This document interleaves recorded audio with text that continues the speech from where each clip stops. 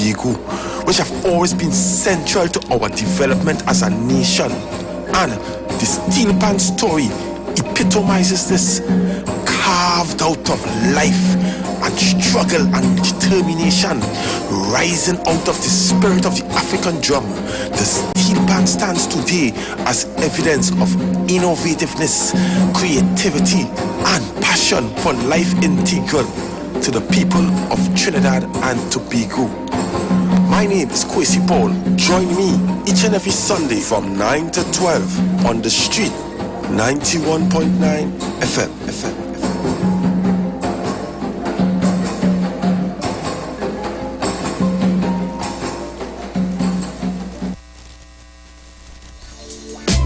Reggae Rock Sundays featuring MC Duke and Selector Kutchi present Reggae and Rockers. On board the Embassy Yacht on September 24th, Republic Night. Boarding 10 p.m. and sailing at 11 p.m. at the Hyatt Waterfront in Port of Spain. Get your reggae groove on. With top DJs, Selector Kutchi, Bruce Wayne, TC, and Heavy Duty. Early bird tickets cost $150.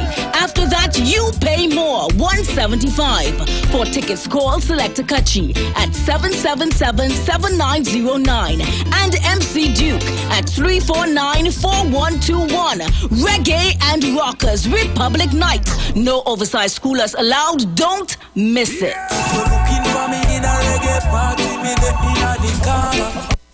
If you're experiencing pain, constipation, headaches, poor blood circulation, high or low blood pressure, diabetes, cancer, swollen or darkened feet, come visit us at Health and Wealth Lifestyle, located at 73 Eastern Main Road, Barataria, opposite Eastern Credit Union. We at Health and Wealth Lifestyle offer a wide range of services. Come and experience our new 3D analyzer, which allows you to have a look inside your body. We also provide live blood analysis, iridology, ionic foot detox with foot soak and foot massage, aquatherapy, full body massage, and organic supplements on sale such as Nano Silver, Nano Zinc, Body Light, cold pressed sesame.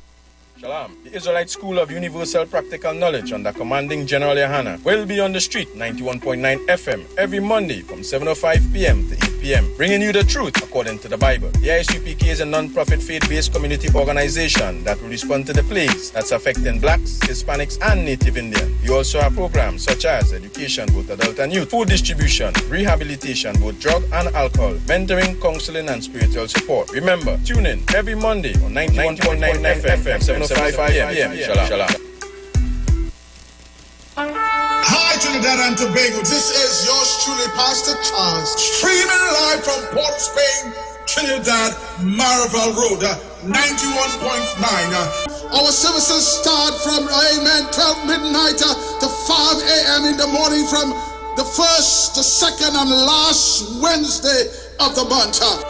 We are going to have a T-R-M-E time in the presence of God. We will be praying, praise God, for our nation. We'll be praying for families. We'll be praying for those that are sick and those that are in need. Tune in to the best station, 91.9 FM, Street Live, Port of Spain, Maribel.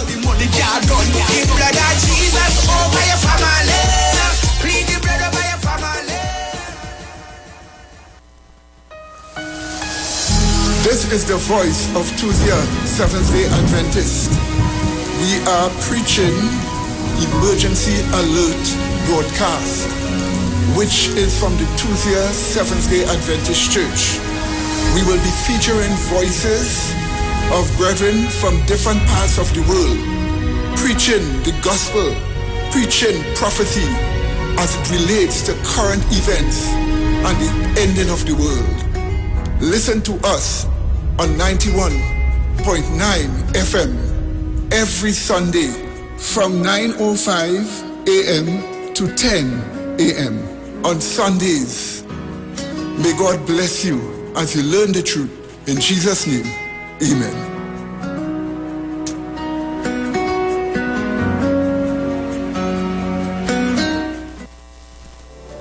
Turn your lights down low and listen to the Master's radio. Get in touch with God. Turn your radio on. You are invited to join Pastors Morris and Agnes Johnson of the Church of the Firstborn Assembly Miracle Center, located at number 399 Eastern Main Road, Guayco in Sangre Grande, for the Old Time Gospel Hour Family Radio Ministry every Sunday from 1 p.m. to 6 p.m. to the Children's Hour Worship Ministry of the Word and the Family Forum every Tuesday from 9 a.m. to 10 a.m. The Law and You, and every Friday evening from 9 p.m. to 5 a.m. All Night Prayer Live, designed with you in mind. This program deals with today's issues from a biblical perspective. You will also be given the opportunity to call in and interact with us. Micah 6:8 says, He hath showed thee, O man, what is good, and what doeth the Lord require of thee, but to do justly and to love mercy and walk humbly with thy God. Your financial support through the First Citizens Bank will be greatly appreciated. Account number 795222. For further information, call 753-1113 or email us at church668hope@gmail.com.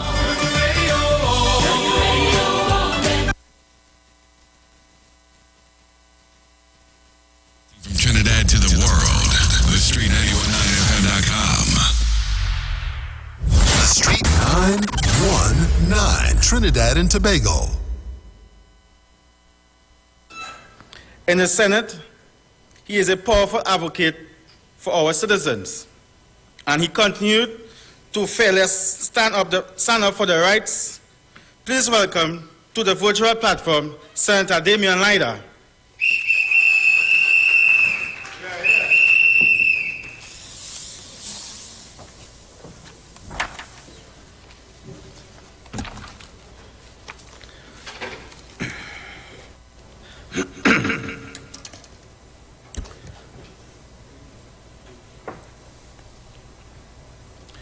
To our honorable political leader, Mrs. Kamala Prasad Bisesa, our General Secretary here with us tonight, colleagues and supporters in your numbers here tonight, and for all of those thousands listening in on the airwaves and on the radio here tonight, I say to you, good night at not such a good time.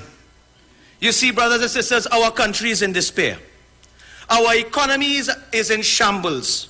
And what the floods did not destroy today, the Rowley-led PNM government is destroying the rest of it for the rest of the citizens.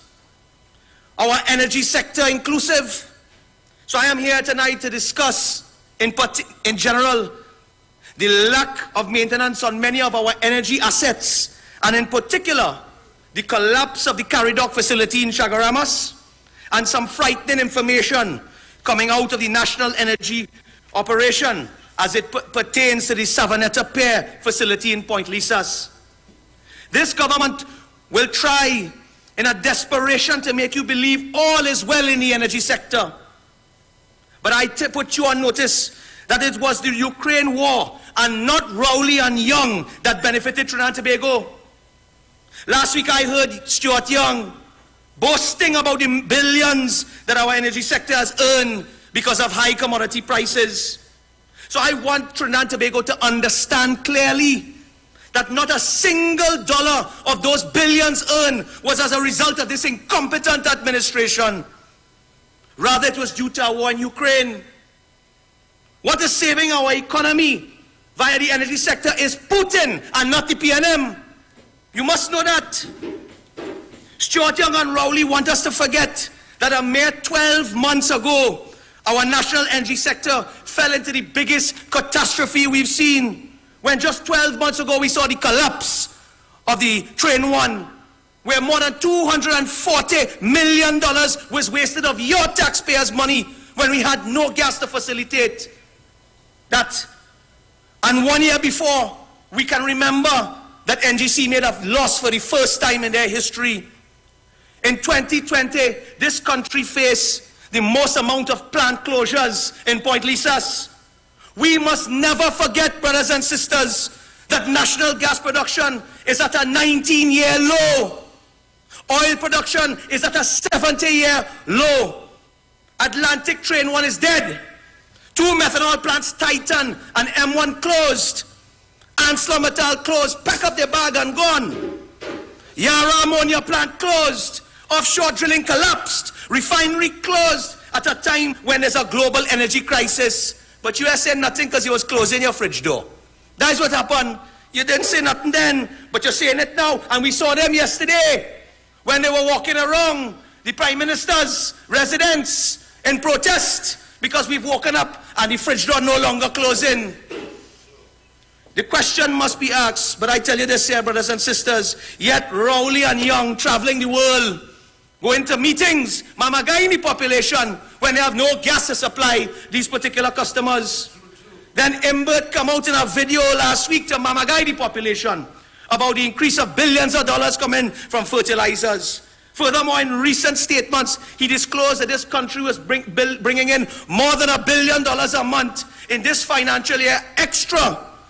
Well, the question has to be asked. We have to ask this question. What is the government doing with this so-called windfall that they're boasting about? Because in the 7 years that this government has been in office, they have failed to diversify our economy outside of the energy sector. With manufacturing, export, tourism and agriculture all in decline. With foreign direct investment exiting our shores by the tune of $10 billion. With unemployment soaring and increasing over 100,000 persons on the breadline. Where's the additional billions going? Tell us, because the man on the ground is not seeing it. There is mass suffering. Food prices are soaring. You raise fuel prices not once, not two, twice, not 3 times, but 4 times, suffering the people. And tax after tax by this wicked Dwen. And he coming to you with the property tax next. Keep that in mind. With a list of social programs that Kamala Persad-Bissessar implemented, either removed or significantly reduced. We see people suffering as a result. So is this windfall, I ask, where is it going? Because not only the poor persons in this country suffering, but 99% of this population seeing hard times today, while the friends, family and finances of this government laugh into the bank. So what I could tell you is this. I want to know whether or not this windfall is being used to cover the debt that this government has put us in. And both must answer that. Is this windfall being used to pay the contractor friends and financiers of the government? Let us know. But what I could tell you this money is not being spent on is on the maintenance of the facilities owned by you, the taxpayers, the energy facilities in this country that the taxpayers in this country own. It's not being spent there. Imagine last week, Friday, I, along with the rest of the nation, was in shock when it was reported that just a couple of years after the government took control of the Carry Dock, I have the article here. Look, it's Asha Javid who wrote the article, yes? Okay. Right there, after 2 years, this Carry Dock, dry dock facility has now sunk to the bottom of the ocean in Chagaramas, right down there in Keith Rowley constituency. Yes, it's shame. Shame, boy, shame. The Express article on 2020 said that the state took the asset from the CL Financial Group to offset some $119 million owed to the state. Let me remind you, that is your $119 million that they used to take over this Carry Dock facility. But just 2 years later, the government, through mismanagement and the lack of maintenance of this facility, the facility is now at the bottom of the water. Maybe to become scrap iron, but we know they closed down the scrap iron industry, so they're going to sit down there and become a fish pond. But let me tell you this, after decades of operation, this government in 2 years collapsed and sank this yard. It is our understanding that it was so corroded and in such despair that it may not be able to be salvaged here today. And what we are hearing since this government took control of the dockyard is that they have neglected with the maintenance needed to prevent this disaster. Typical P&M style. So it carried up down our big ship repair facilities in Chagaramas has now been killed, slaughtered.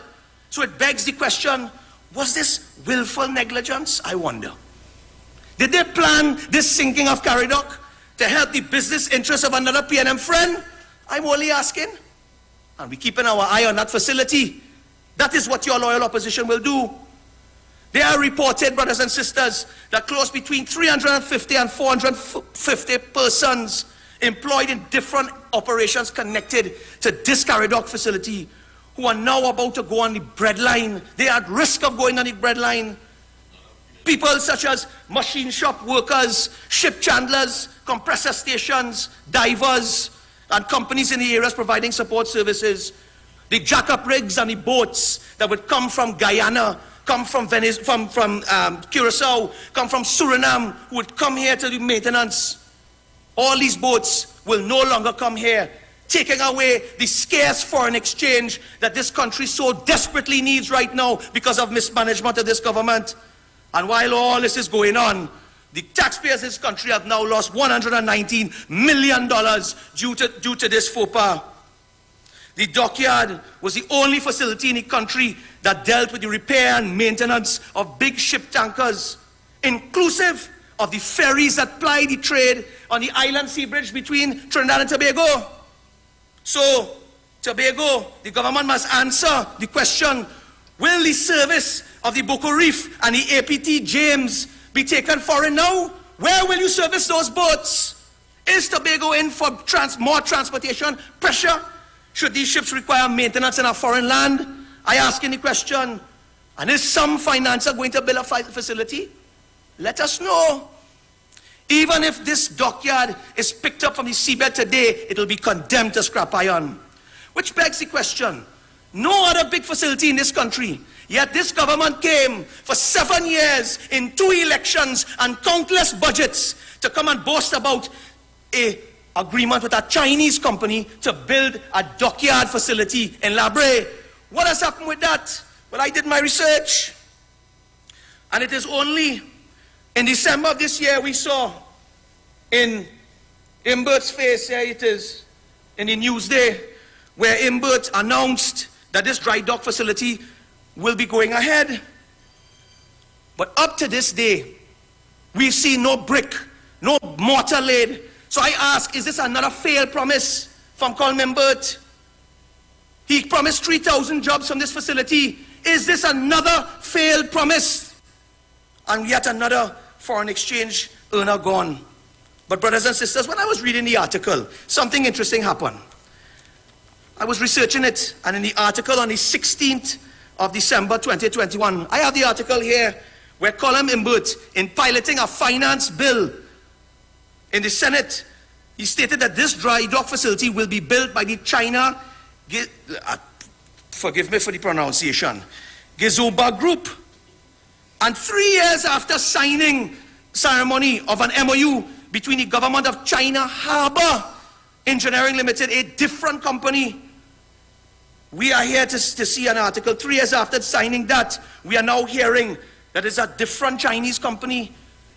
In December, the article goes on to state that the NIDCO chairman, when asked which company would be officially contracted, the NIDCO chairman confirmed that they are treating with the Gezomba now. I have nothing against any Chinese company that is working in partnership with our government. But when I saw the name of the new prospective partner, I asked myself a question. Is this the same China Gezomba Group reported in the Newsday in Friday, the 6th of September 2019? And I have the article here where the HEC had to end a contract with this group, cancelling a contract at the value of $72 million US. Is this the same Chinese group where the cabinet cancelled the contract and reported it in the Newsday? And I quote, HEC has been instructed to go back out to tender because there were some parts of that contract which didn't meet the cabinet's acceptance and approval structurally and legalistically. So that contract has been stopped. We are not going forward with it in the way in which it was produced. He said it has been cancelled. So the Prime Minister must let us know. Is that the same group? And are we going to see the same dry dock facility in La Brea cancelled like those 5,000 houses that the PNM promised and never materialized? Are we seeing that? And then, brothers and sisters, as time moves along, the failure of this government with maintenance doesn't stop there. It doesn't stop there. It has come to my attention, and the Minister of Energy must clear the air. Workers down at the National Energy Corporation run pier in Point Lisas have complained about the derelict state of the Savanetta pier. Like the Caradoc facility, lack of maintenance over the past few years under this government poses a potential risk to the methanol and ammonia industry, as well as all the lives of the citizens who work there. I have received a report with a scope of works. It's in my hand. Look at it. National Energy, from the company Scope of Works. I have received it. And just for the information of the population, let me tell you what this report states about. And I will read it, I will quote it. The petrochemical facilities serve the heavy gas-based industries at Point Lisas Industrial Estate and are classified as hazardous cargo terminals to hazardous handled, such as ammonia, methanol, iron ore, etc. That was the introduction of the report. And then I read further in the report that in 2018, the company put forward an inspection on this berthing facility where the boats have to dock up, tie up, and take the methanol and the dangerous fuel into their tankers. This is the facility they must hold on to, and the integrity of this facility is apparently compromised according to this report.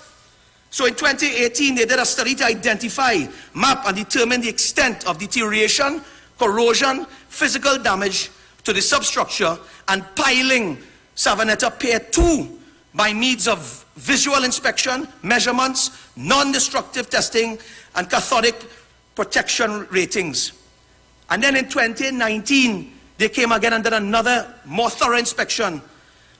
And when the results came out, the presence of deep pits and cavities were revealed at random locations during the inspection to the berthing and mooring dolphins at Savanetta Pier 2 South.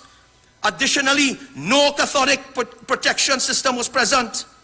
So brothers and sisters, this happened in 2018.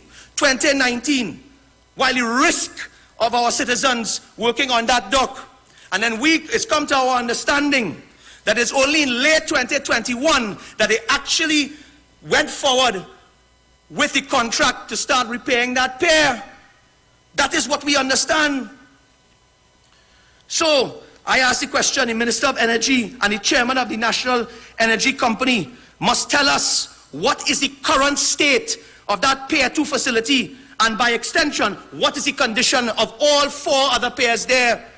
Because if you did no work between 2019 and the award of the contract in late 2021, God alone knows how much more this berthing facility has been compromised.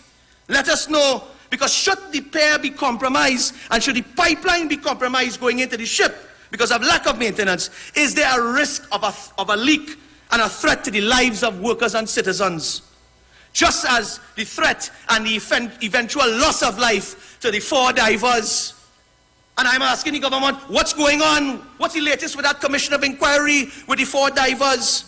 Total silence from the government while the families still are grieving and crying out for justice. So that is the state of the neglect and poor maintenance that this government. I have pictures to prove the state of this port facility. Brothers and sisters, if I had more time to talk about the scrap iron, I would say so. But brothers and sisters, the general failure of this government in terms of maintenance is not only seen in the energy sector, as I just outlined with the dry dock facility that collapsed in Rowley constituency, and the questions we have for them down at Savanetta Pier. We see the fall of infrastructure in the length and breadth of this country. And tonight, brothers and sisters, the two chairpersons tonight, and I see my brothers, more brothers, the aldermen and representatives of the Sandy Grande Regional Corporation here with us tonight. And that reminds me, brothers and sisters, of the geographical discrimination that this government has perpetrated on that corporation because it was a UNC corporation. You have refused to give them their monies. You have refused to give them the resources to maintain the structures, the sporting grounds, all the facilities in Sandy Grande. And it was Urvashi Rupnarayan that showed the country the state of these facilities that are overgrown, where our children can no longer play in those grounds, where they can no longer sit in the stands because they're falling apart. And I call on the Cutlass man to stop playing games because you have a local government election coming. I call on you to send the subventions, send the money to the Sandy Granny Regional Corporation and let them do their work. Stop trying to do that. So in the end, my brothers and sisters, with the collapse of the energy sector, businesses falling, and the non-energy economy in shambles, with thousands on the breadline, desperately trying to survive, we see a crime situation that is now exacerbated and running completely out of control. When we see murders in this country that are catapulting to 600 murders, and with serious crime in double-digit growth. And as I'm closing, do you know what the government solution to this is? I have the solution. They sent me the crime plan in my mailbox. I got it. First is they are going to send the police back to the original uniforms, and then they come in to give them a khaki short pants and a tall socks. That is the solution the government has. Take us back to 1950. Take us back. But on a serious note, brothers and sisters, on a serious note, they want to take away the baklava and the face masks from those task force officers who on a daily basis risk their lives to go to apprehend serious criminals who have heavy artillery. And you remove the face masks and what? You expose those task force officers, those same officers who have to return to their homes, many of their homes close to those same persons that they've apprehended. And when they go home unarmed because you're investigating legal firearms instead of illegal firearms, their lives are at risk. So brothers and sisters, great grand plan. The country's in a total mess, an absolute mess. And this is why we join the many voices in this country. The workers, the unions, the scrap iron metal dealers, calling for this government to step down. And the United National Congress is calling on this government to bring a general elections immediately and let this country fall under good governance under the leadership of Ms. Kamala Persad-Bissessar, where once again our citizens will raise their arms with the rising sun. I thank you. Welcome to the revolution. People crying out for justice. Some of them crying out for freedom. What freedom? Everybody crying out for democracy. Now it's time to take a stand, yeah. Come on! Cause this is the revolution.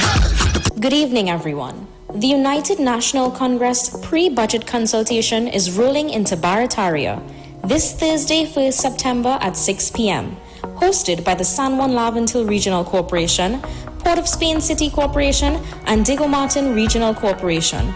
Join us live from the Barataria Community Center as we hear from various stakeholders and members of the public. Let's talk budget. See you there. So Rohan Sinanan to get something and pave. You hear me? Get something and pave. All right. I know our next speaker is a young professional who is passionate about public service and the development of Trinidad and Tobago. She holds a law degree from the University of London and is a graduate of St. Joseph's Convent, San Fernando. In the past few years, she has demonstrated that she has what it takes to follow through with our leaders' vision and passion for educational development. Please put your hands together for the Member of Parliament for Tabakit, Miss Anita Hayes. Everybody sing freedom, man and woman sing freedom. Everybody sing freedom, everybody sing. As we move in this people's revolution, my brothers and sisters, let's all walk together as one. This revolution is about restoring our democracy, and this revolution. Good evening, ladies and gentlemen. A special good evening to my colleagues here tonight, fellow speakers, including our esteemed political leader, Mrs. Kamala Persad-Bissessar. A special good evening to you, the citizens of Trinidad and Tobago, who tune in to the opposition's virtual platform because you care about the issues facing Trinidad and Tobago. Now, I entered politics at a fairly young age, and I chose to join the United National Congress because I recognize the party's plan for education, its reputation as innovators in the education sector.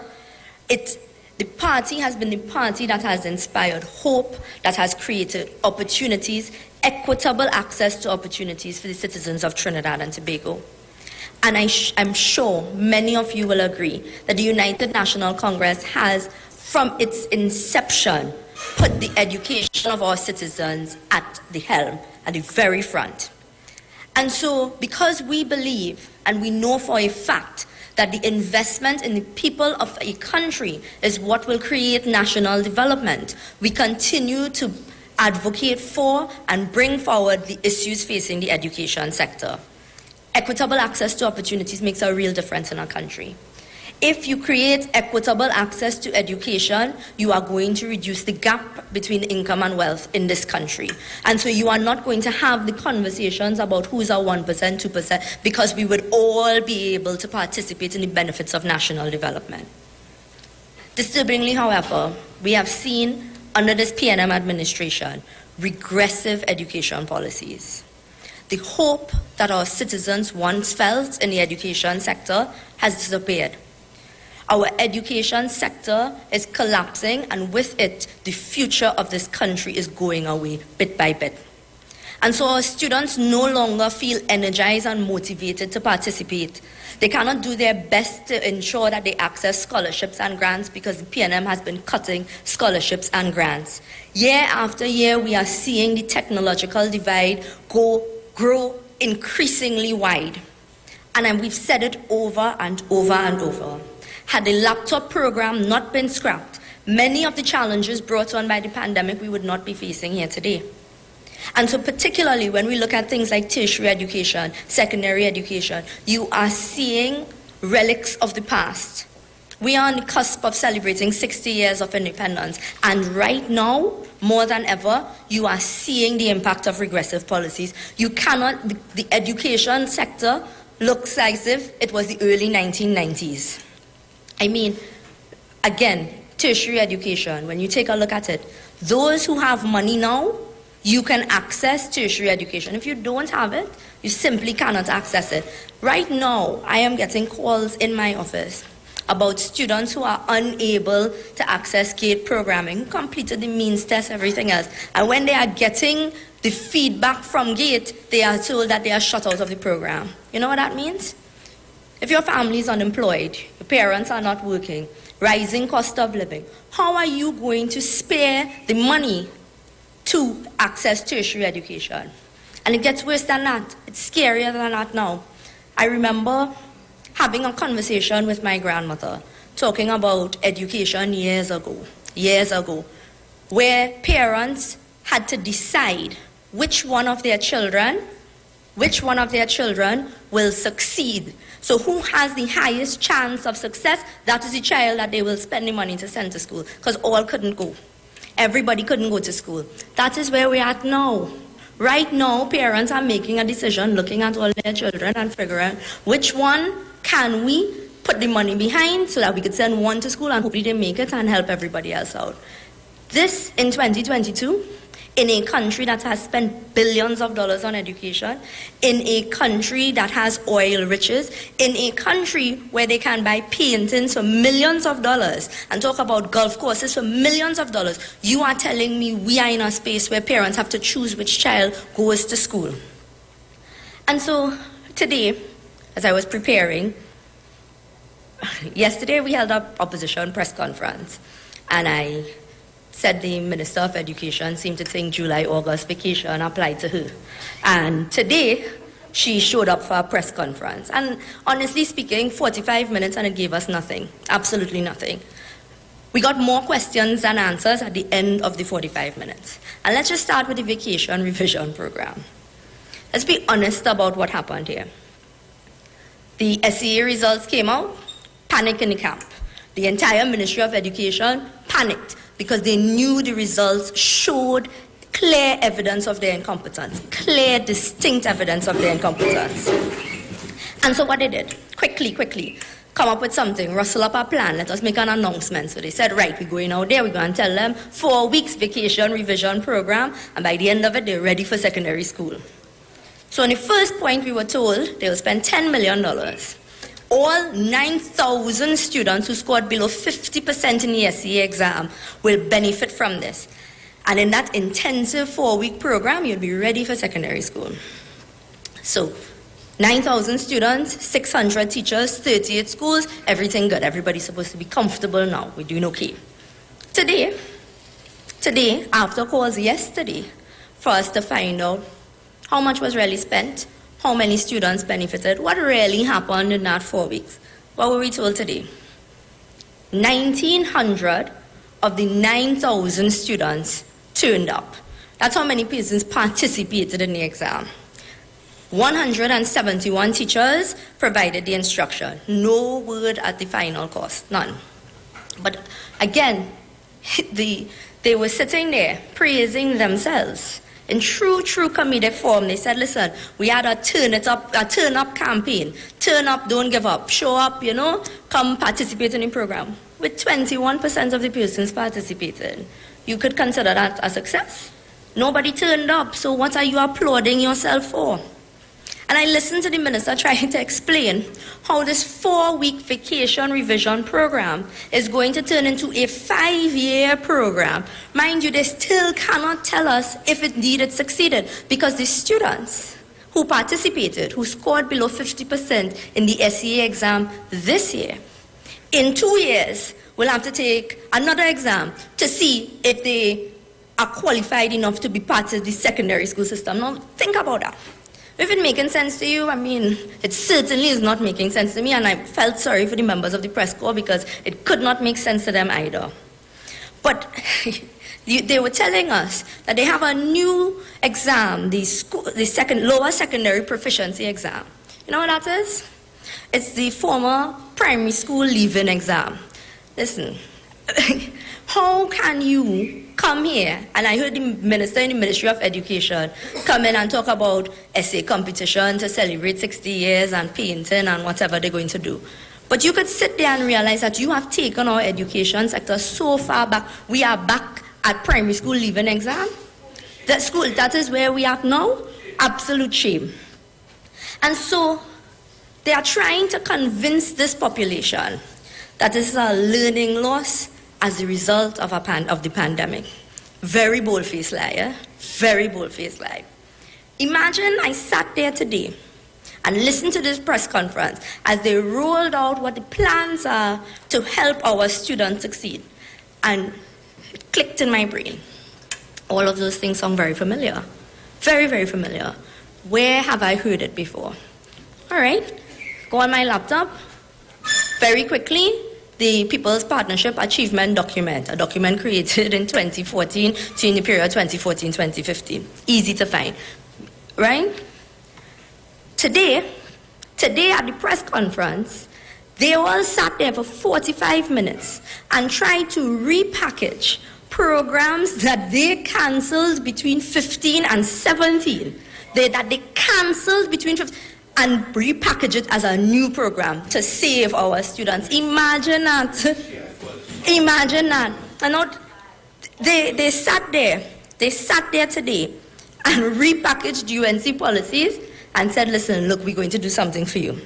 Basics now, I'm talking about literacy and numeracy. Under the People's Partnership Administration, 2014 was the highest year of academic success. Highest year. All 3 exams, SEA, CAPE, CSEC, best results. Why? Why did that happen? It didn't happen just so, right? Notice that we don't even give you what happened 2010, 2011, 11, 12. No. We have allowed the policies to be implemented effectively, show that they work, and then we show you the results. And that is the crux of a UNC government. That is the crux of a UNC government.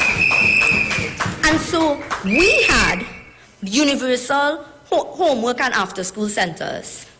We also had a Dial a Teacher program, which was a collaborative effort between TSTT and the Ministry of Education, which allowed toll-free help in math and English for SEA students, math, English, and integrated science for the CSEC students at no cost to the parents. What did that do?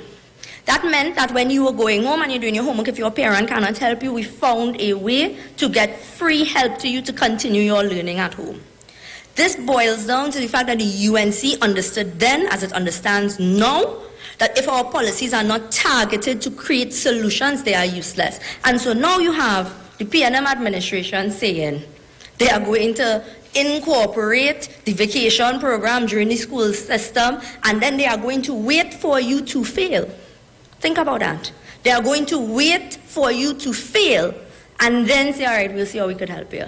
That is where we're at now. We, in the People's Partnership Administration, had employed 280 remedial teachers and close to 300 substitute teachers throughout the primary and secondary school system in different subject areas. What did this do? This meant that you captured students who needed the help within the school system before they failed. You got help to enable you not to fail. Now, fail and we will see how we could help you. Imagine that. There was a coaching program. Today they're talking about motivation in schools, who they're going to bring in motivational speakers and influencers. God help us. But there was a coaching program in schools then that allowed primary school students and secondary school students access to persons who worked on your self-image, vocational skills, things that you needed to develop into a total person. They scrapped it. And now, coming to tell us today, motivational speakers in schools. Listen, the improvement in academic success under the partnership was not by chance. It was because we understood how to implement targeted solutions. The holistic, today, listen, today again, they came back to talk about the CVQs. So that's vocational studies, vocational qualifications. I remember, the internet is available to all. Anthony Garcia, when he was Minister of Education, stood up and told us that they were cancelling all of these things. They simply didn't have the money for it. Now, you're telling us you're bringing it back. You can't. Imagine if they had kept, if they were not so wicked and incompetent, that they had kept those programs where we would be today. Imagine that. Imagine that. Out of spite. And it could only be spite that you cancel these programs in those years between 15 and 17, and now you're bringing it back in 2022. Shamelessness. And who suffered?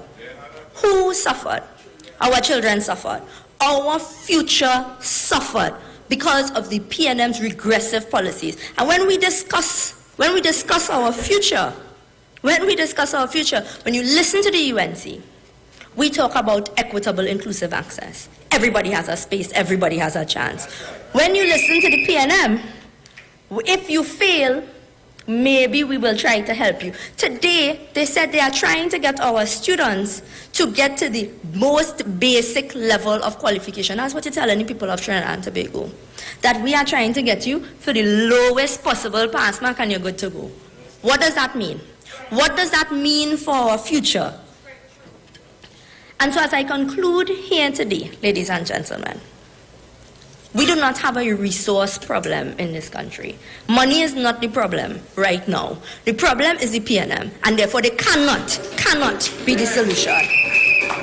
Imagine in less than 24 hours, the Minister of Education has proven my point, that you could sit down there. Again, absence of statistics. The minister spoke today about reintroducing the arts into the system so that you're getting things like dance and creative arts, etc. Mind you, when we had the school-based assessment, which included music, which included physical education, which included spaces to ensure that if you are not the most academically gifted, you were not left out of the system, they scrapped that. They scrapped it and they're bringing it back now today. And she's applauding herself. Either they don't read or they don't know, but certainly, the shamelessness today cannot go unaddressed. And so, days away from the 60th anniversary of our independence, PNM like to talk about Dr. Eric Williams, and that he said the future of our the future of our nation is in our children's book bags. But Mrs. Prasad Bisesa, as Prime Minister, took it further. rapidly advancing in the technological world. She committed children that regardless of your economic circumstance, you would have a laptop in your book bag. You would have a fighting chance. And what does this government say about our education, our future? Nothing. Mama guy, old talk, rhetoric. And so we as a nation, we must stand up. Together, we must bring the ultimate change, a change in leadership, because what we are facing today is a crisis in leadership at the very top. And so, ladies and gentlemen, the United National Congress remains here fighting for you, but now you must fight with us for our country, and I thank you very much. Welcome to the revolution. We're crying out for justice. Some of them crying out for freedom. Want freedom. Everybody crying out for democracy. Now it's time to take a stand. Yeah. Come on. 'Cause this is My UNC family, some months ago, our political leader, they called on the Prime Minister to do a back-to-school grant. This Prime Minister seemed unfit and seemed important to listen or take some advice from our political leader to do a back-to-school grant drive. But it's important for this Prime Minister and this government to spend $7.5 million on independence celebration. That was more important, not our school children. Our next speaker is a person that everyone is familiar with in the United National Congress and wide nation as a chairman and a foundation member of the United National Congress. A man of the people, he continued to distinguish himself as a member of parliament for Obush West. He's an economist and an attorney at law. It is my privilege to welcome to the United National Virtual Platform MP Dave Tanku. Thank you. revolution, the people's revolution. This is the revolution. I want to hear everybody sing. Everybody sing freedom. Man and woman sing freedom. Everybody sing freedom. Everybody sing. As we move in this people's revolution, my brothers and sisters, let's all walk together as one. This revolution is about restoring our democracy.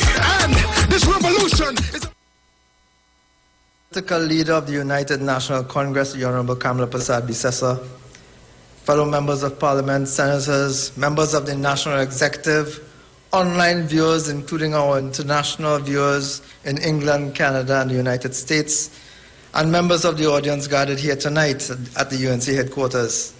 Good night. 60 years ago, citizens of Trinidad and Tobago were fighting for their independence. Today, our citizens and the descendants of those very patriots are fighting for survival. A survey conducted by international agencies revealed that today there are thousands of citizens who are going without food on a daily basis. Every one of you here listening tonight knows of some young person, if not you yourself, who has been desperately looking for a job. Without success, you cannot find one. Every one of you knows someone who has lost a job under this regime. Every one of you listening here tonight knows someone who has been robbed, brutalized, assaulted, raped, or murdered in the last few years by this current crime wave enveloping and developing and burying this country. Every one of you knows someone with a micro, small, and medium-sized business that has closed under this regime. Every one of you will agree that today we have the worst infrastructure in the history of this country. Places that never flooded before are today flooding at the very hint of rainfall. That is the state of our country, ladies and gentlemen, after 7 years of P&M.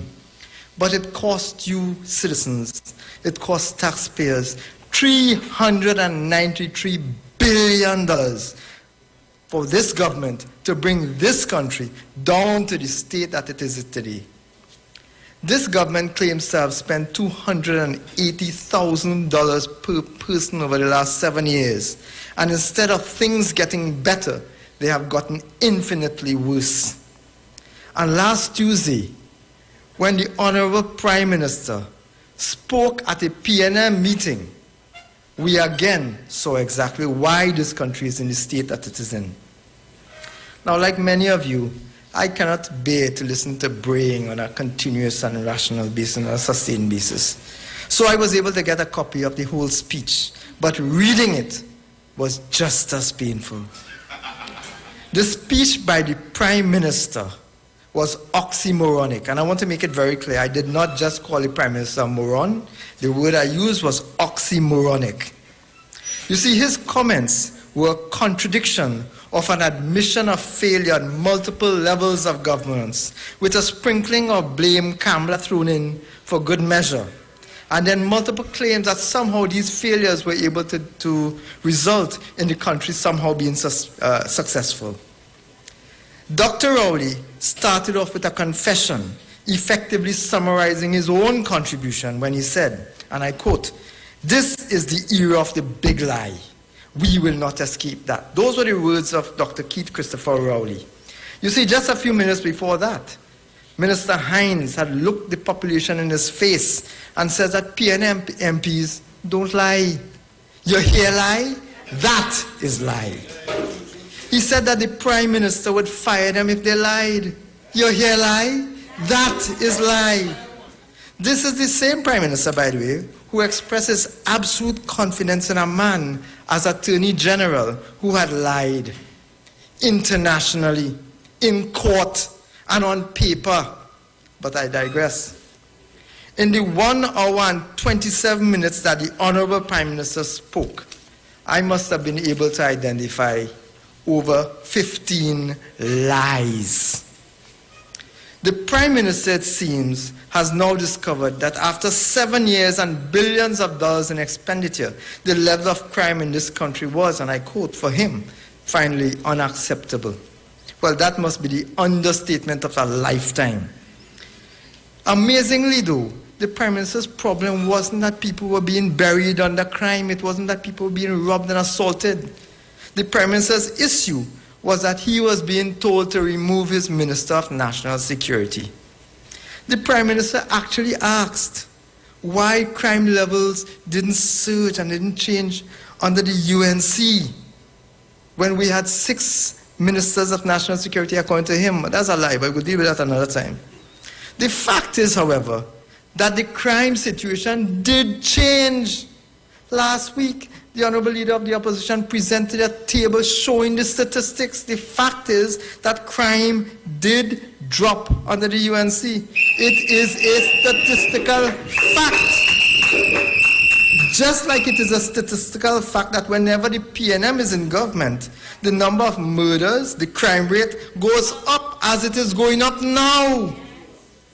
Under KPB, the murder rate dropped from 550 to a low of 354. Well, today under the PNM, the trend is in the opposite direction. We are already past 386, and we still have 3 more months to go. That is PNM performance. You think UNC could do that?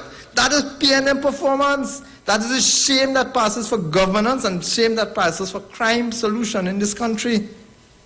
You see, the reason why crime dropped under Kamala Persad-Bissessa's government was because we were willing to try new ideas and new people to deal with the issues facing our nation, not like the PNM.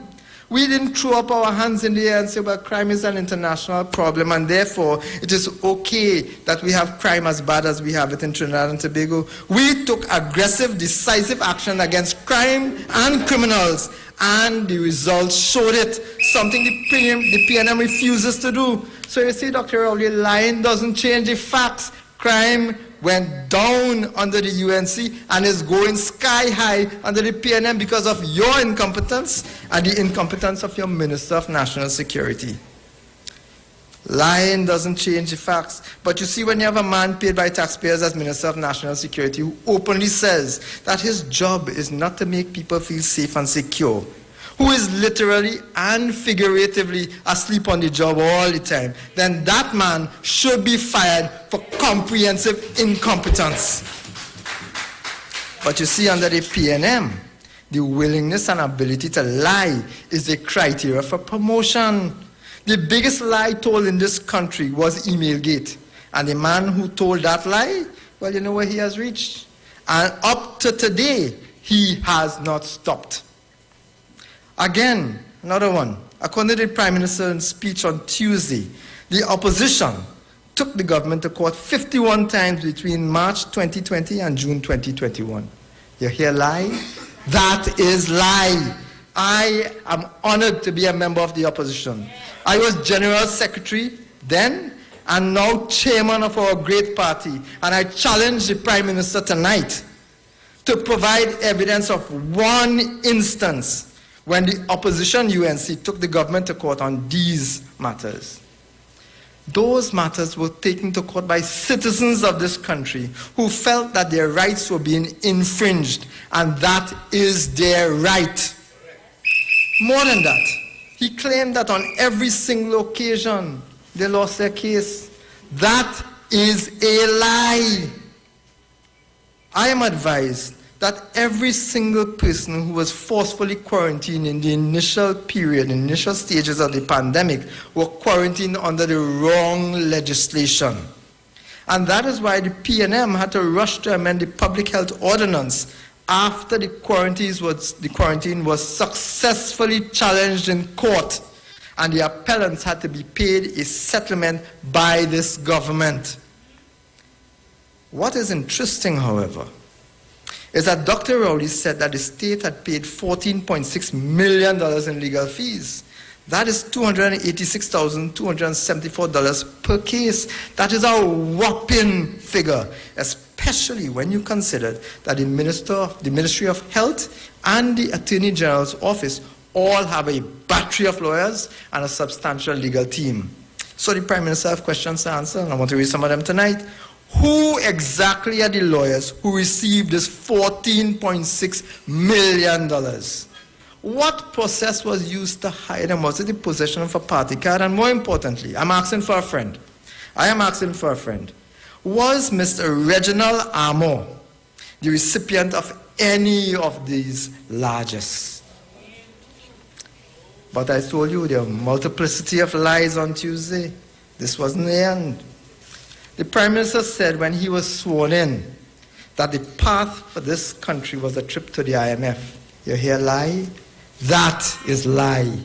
When he became Prime Minister, he found an economy that had grown for 5 years and was still growing. He found $10.5 billion in foreign exchange, enough for 12 months cover. He found $5.7 billion in the Heritage and Stabilization Fund and more. But you see, they continue to repeat the lie that the economy was running on fumes, despite the fact that it was an absolute and blatant lie. But that is the lie, the PNM lie, that caused a crisis of confidence in our economy and in our country, that caused investors to pack up and leave, and which caused international credit rating agencies to continuously downgrade and make Trinidad and Tobago less attractive to investors worldwide. That is the price that taxpayers now are having to pay for Imbert and Prime Minister Keith Rowley's lies to this nation and to the world. Perhaps the one true thing that Dr. Rowley said in his hour and 27 minutes was they extracted more money from their source of revenues. They taxed citizens more. And that is something this man was boasting about on Tuesday night. They introduced a series of new taxes. They raised the cost of government services and worse, imposed VAT on 7,000 food items that previously were VAT-free. That is not something to boast about, Dr. Rowley. That is something to feel ashamed for. That is something to be ashamed about because you are victimizing the poor. But we must never forget, this is the Prime Minister who openly boasted, and I quote, "We have to allow the rich to become richer." That is PNM policy. But let me continue with the Prime Minister's lies from Tuesday. According to Rowley, and I quote, "We were owing millions in VAT and we accelerated the payment." You hear lie? That is lie. His government was owing over $4 billion in value-added tax to businesses in returns for years, and it is only last year that they started dealing with those debts. But you know, they didn't repay the VAT owed. What they did is they gave them bonds. They gave the businessmen bonds. So they deferred the actual payment of VAT way down into the future. And today they're still owing millions and millions of dollars in VAT. That obviously sabotages whom? Small, medium, and micro industries. There's another lie. Rowley said, and I quote, "They talk about jobs and jobs, but they will never admit that we preserve jobs." You hear a lie? Let me tell you why that is a lie. When he became prime minister, statistics, not his kind, true statistics. When he became prime minister, there were 620,000 persons with jobs, according to the CSO. By the end of 2020, before the pandemic, the number of persons with jobs had dropped to 570,000. That means it had dropped by 50,000 persons. 50,000 persons who were employed when he assumed office were now unemployed. Over the last 2 years, from 2020 to now, the statistics show that another 50,000 persons have lost their jobs. That is over 100,000 persons who don't have work anymore. You wonder why the country is suffering now? Another lie. Rowley said he called a meeting to tell local government members what the government was going to do. You hear lie? That is lie. He had Faris sit down in the press conference and lie and said he wasn't coming because Mrs. Kamala Persad-Bissessar said not to come. The fact is that he was under quarantine and was not allowed out. In the first place, he had no intention of coming to this thing at all. But perhaps one of the biggest lies that he has told on Tuesday was that between 2020 and now, the government couldn't fix the nation's roads because they didn't have the money. They were busy saving lives. Well, it is not today that roads are atrocious, because that is a lie, damn lie, fast and vicious lie. There were public protests for roads in 2016, 2017, 2018, 2019, 2020, all of that before COVID. But if he was spending the COVID money, if he was spending money that was supposed to have been allocated to road repair, and he was now taking that and putting it towards COVID spending, would that not have been shown in the actual expenditures documents that they gave us when we became members of finance? Wouldn't that have been shown in the documents presented with the budget? Well, let me tell you something. I looked at those allocations, and quite frankly, the movement of money from works to health does not exist. The man lied. Worse, this government has refused to account for the billions withdrawn from the Heritage and Stabilization Fund in the name of COVID-related activities. Imbert Rowley and his government have refused to account for the hundreds of millions of dollars from multiple international agencies and grants and loans, especially for COVID relief. But not just them.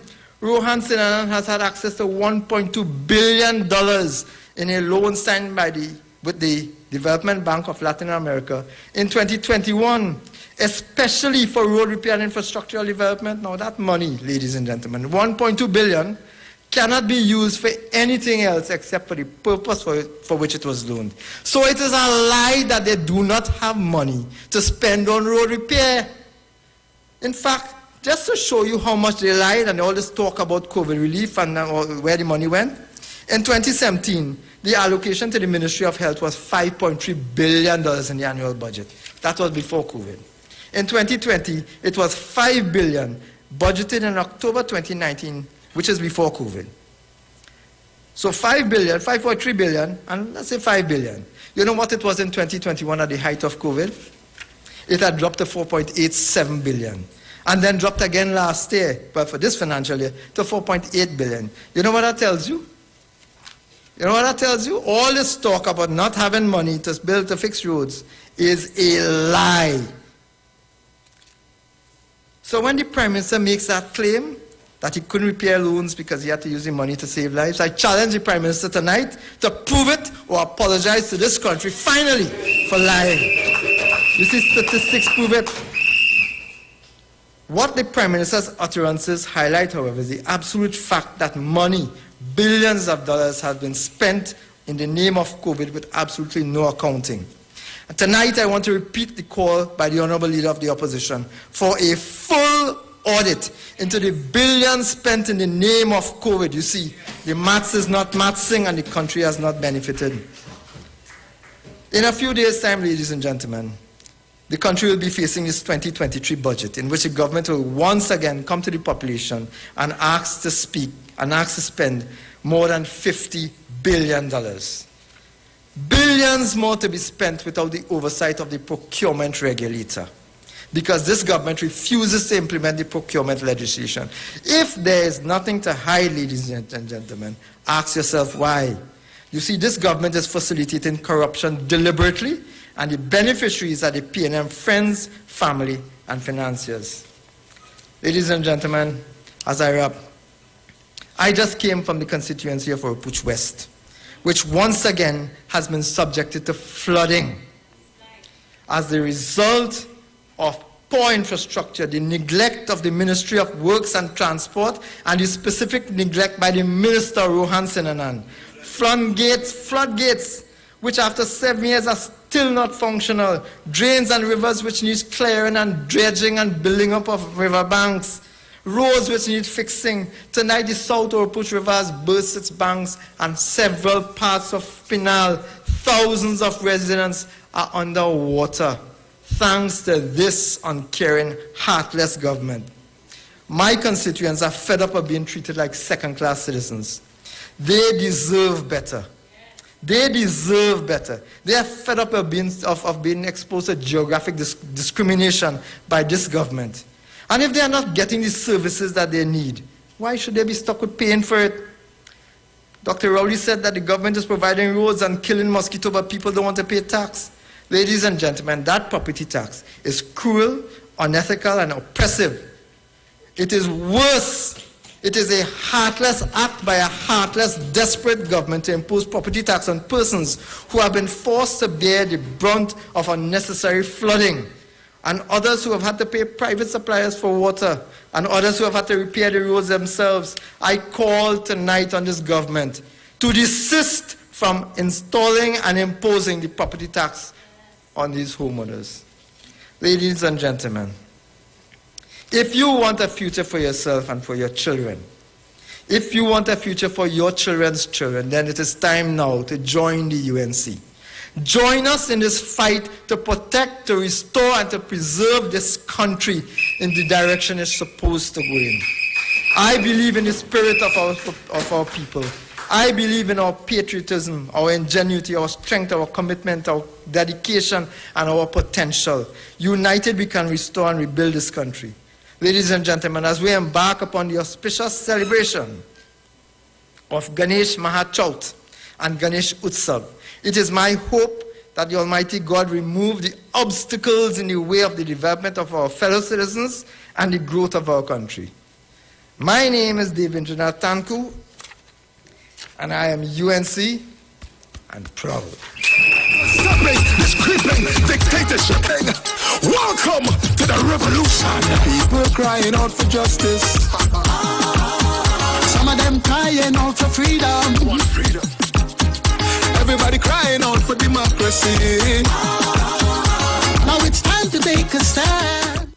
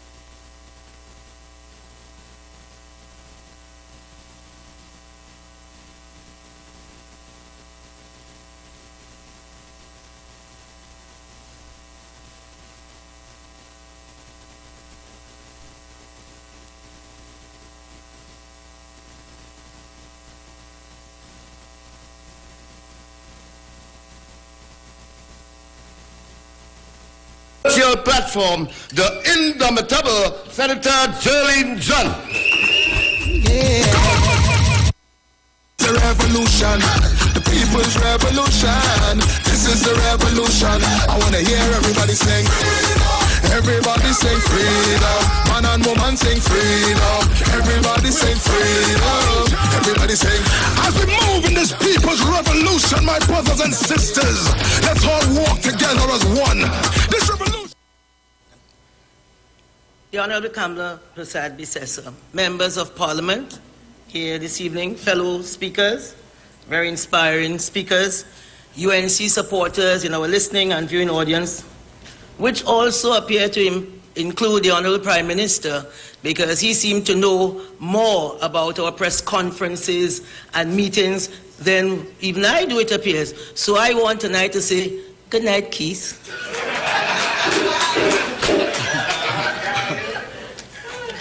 Thank you for following us so closely and giving us valuable feedback. Members of the media, ladies and gentlemen, thank you for allowing the UNC into our virtual platform, again into your home on this weekly basis, and allowing us to present the contrast between the current PNM government and the United National Congress. What use will you make of your independence? What will you transmit to your children 5 years from today?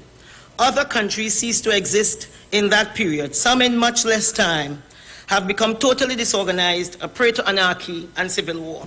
The words of the PNM Prime Minister on the morning of 31st August 1962. He spoke then of the potential for disorganization and anarchy 5 years later from us gaining independence. In this week of independence 2022, 60 years now have passed. Trinidad and Tobago, how you feel? 60 years under another PNM Prime Minister, Trinidad and Tobago is unrecognizable, totally disorganized, and anarchy is at our very doorsteps. And the PNM could say what they want. They are responsible for that state of affairs. They can say what they want. According to our constitutions, one of the primary responsibilities of any government remains the safety of our citizens. It is not only a political responsibility, but it is also the government's constitutional duty to protect the lives of its citizens.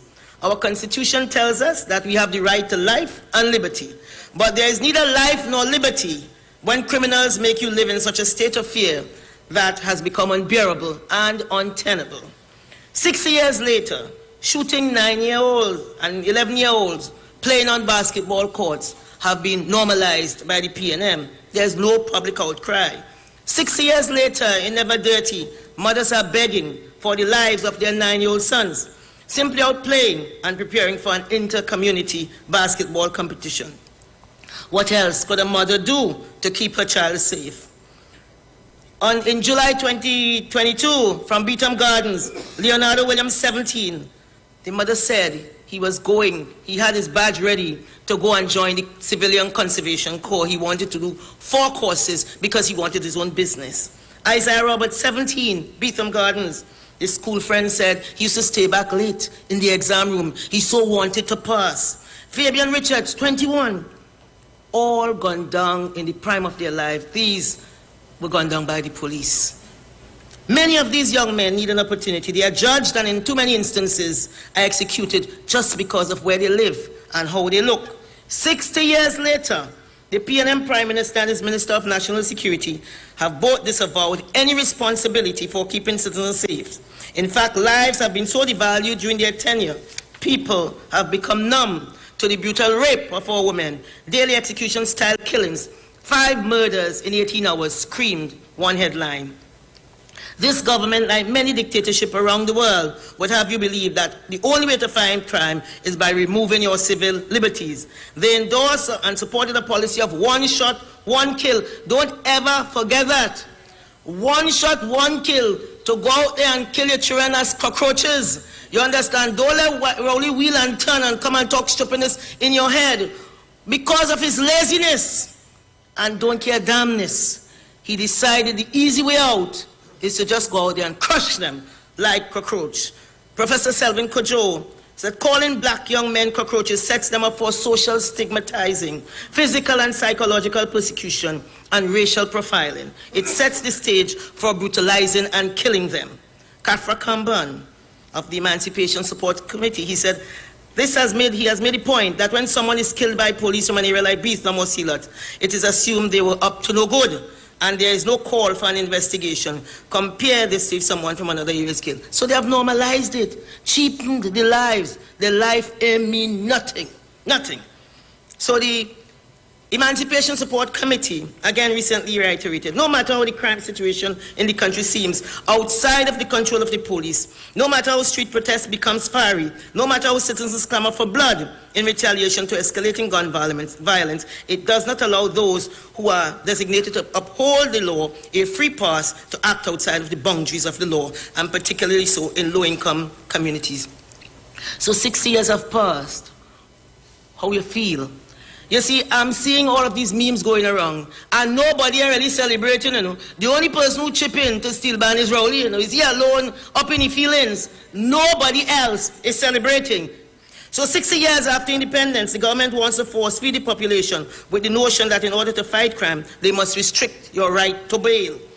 We know that is simply not true. They have had that tool for 3 years. And it didn't work. It never worked. But of course, they have a Mr. Attorney General, in case you missed it. He said he is coming back. He willing and coming again to the Parliament with legislation. I don't know to say what or to do what, because it is just another piece, let me tell you from in front, another piece of rubbish from the laziest, dunciest, stupidest, most nonsensical government since independence. The government continues to peddle the same stupidity, and it is impossible now for them to attract anyone new. So we are stuck with the lightweight deadbeat brigade because no one else is prepared to debase themselves for PNM office. Nobody else. And I say tonight, for God's sake, just go. Yeah. Just go. Yeah. Rowley said Kamala told him not to turn up for his own meeting, and he didn't show up. Well then, all right, tonight I'm telling you, go. Yeah. Go and go now. Go now. What did this government expect when they callously left thousands of children without laptops? And our shadow minister of education, MP Haynes, just went through so succinctly what happened. And this is just within 12 minutes. Imagine if she had time to really explain what happened. And there they are on the same giddiness, giggling and talking stupidness, and feel everybody's stupid. Everybody's stupid. All they are doing is a pipeline to them boys' jail on Frederick Street. That's all. Left thousands of children without laptops or any means of continuing their education. The future is in artificial intelligence, is in chip making. California announced that in 2035, cars, they will ban cars with gasoline. So you have to make a certain kind of battery. That is where we should be going. But you have the duncy heads talking stupidness, but they're giving you the basic minimum. To do what? To get minimum wage. So they could pay you just to live. Barely to breathe. So you're there singing, nobody knows the trouble I see, and but for the grace of God go at I, because you could only live on prayers, and them inside the parliament running in and out with recusal and enjoying a good life. So much so that when Mr. Stuart Young goes in, because you know he very prolific with the recusal, by the time he gets in, they call his name again. You know he can't even turn around. He had to moonwalking out of the cabinet. You understand? Them business fix. You understand? No, he can't sit down. It's like he got H. You understand? So he can't turn around. He had to moonwalk because his name called again. Young, gone again. Because money good for his father and his brother, but black people is too much for them. It is too much for them. So when you could leave 5 young men to suffocate in a pipe, suffocate, begging for air, and the Prime Minister leaves his best friend and his crew at Paria, and they are left to conduct an investigation into themselves, and they are asking how we got here. We get here because of you, Prime Minister, because of your cruelty. You got here because you are cruel. and you're wicked, and you're bad, and you're disgusting, and you need to go. You need to go. It's just too much. It's just too much. So tonight it gives me no pleasure to say we told you so, and you heard MP Anita Haynes. We told you so. When you leave children without laptop, without school, without connectivity, what do you expect? You leave the gangman to be brighter than you? He's saying, come by here, my boy. Because he has things for you. The devil does find work for idle hands to do. Parents can't manage. They can't cope. And yet this government would have taken away $500. $500. Stuart Young recusing himself and moonwalking out of the cabinet. But $500 for mothers who need it, oh God, they need it for their children. You took that away. You know, again, MP Haynes, she spoke about all that they took away because they're thinking. They're just bad-minded and downright stupid. Because, no, they're stupid. Because when I remembered in 2010, nobody took away anything. They evaluated. This good, this year so good, we'll improve it. That is why dollar for dollar became gate, and gate became a bigger gate. Because you're building. When Eric Williams said the future of the children is in the school bag, and again, our own leader expanded it. She was the bridge that created, the bridge that ensured that every child had access to secondary school education. It was Kamla Prasad-Bissessar. Yes, they want to beat her down. You know why they want to beat her down? They're jealous. They have nothing to offer. And for those with something to offer, they decide they're going to ruin it. Because then they want to normalize stupidity. You understand? They want they are then comparing bad with worst. So they want to bring our leader down, and some of our own UNC people, we sit down there and we doubt, oh God, I wonder. Do not wonder the PNM wicked and bad and dunce and lazy and stupid and useless. And useless. Very useless. It is sick. It's sick. They changed the policy on scholarship. Why do you think they changed the policy on scholarship? Because they don't want you to know who gets in these scholarships. They don't want you to know. Right? Because it makes them feel good. If it is by some magic, it's whomever.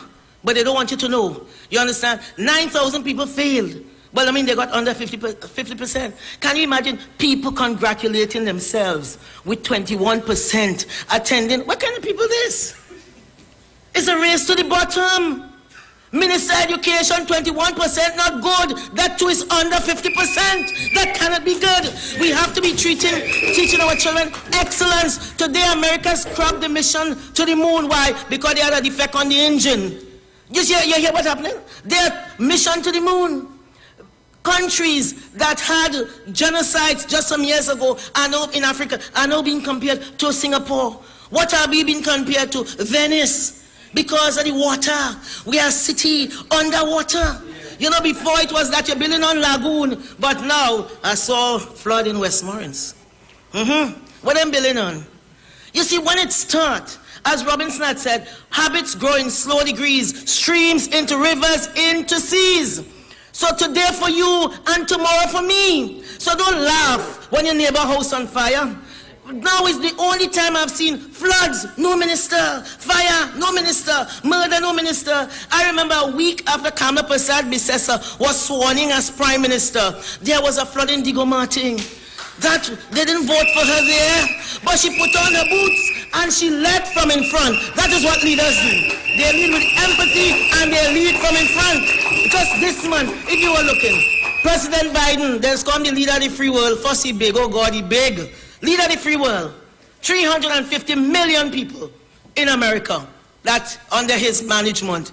He had COVID. The day after he tested negative, what did he do? The day after, he went on the way to Kentucky because there was a flood in Kentucky. People house washing away. They don't care. Up to the Express came alive and they're talking about it's to Trinidad and Tobago is north and it's south and central because they don't care about the infrastructure. And I know that MP Tanku has been talking about ad nauseum, but they don't listen because they're high on their own supply and they flex when it comes to the people in South Trinidad. So tonight I want to tell you, when I only took away the school support and guidance services, those were crime-fighting tools. the 280 teachers that MP Anita Haynes spoke about, they were crime fighting tools.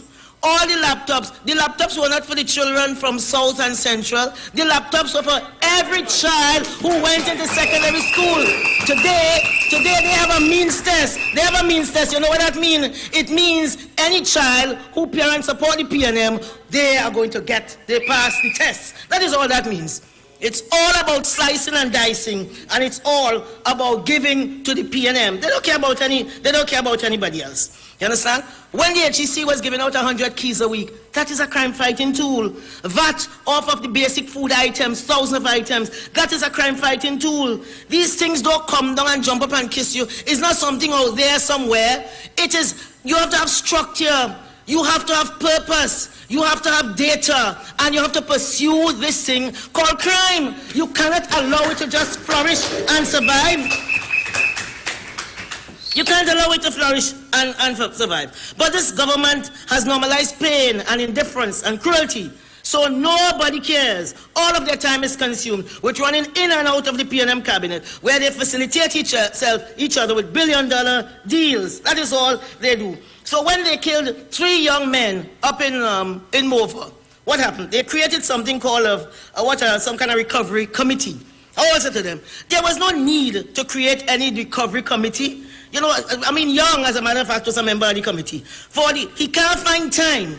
He cannot find time to drive from Whitehall to Mova, which is 5 minutes away. But he could find time to pack his bag at taxpayers' expense to go abroad to Palance and talk stupidness. Talk stupidness. In technology, they have a term, guy go garbage in, garbage out. That is Young. He goes there and talks and says, nonsense. Nonsense. You know. So there was no need to create this opportunity, this new committee, because what had happened? Kamla Prasad Bisesa, again, always ahead of the curve. There was a cabinet-appointed committee headed by Professor Selwyn Ryan. She ain't doing no mean stares. She always take the best person for the job. The best person for the job. And there was a document, over 400 pages of a document called Youth at Risk. And it went through everything that you needed to do. All you had to be able to do is to read. You understand? It is all on that report. It is online. They said it is in every ministry. But what is it they're doing?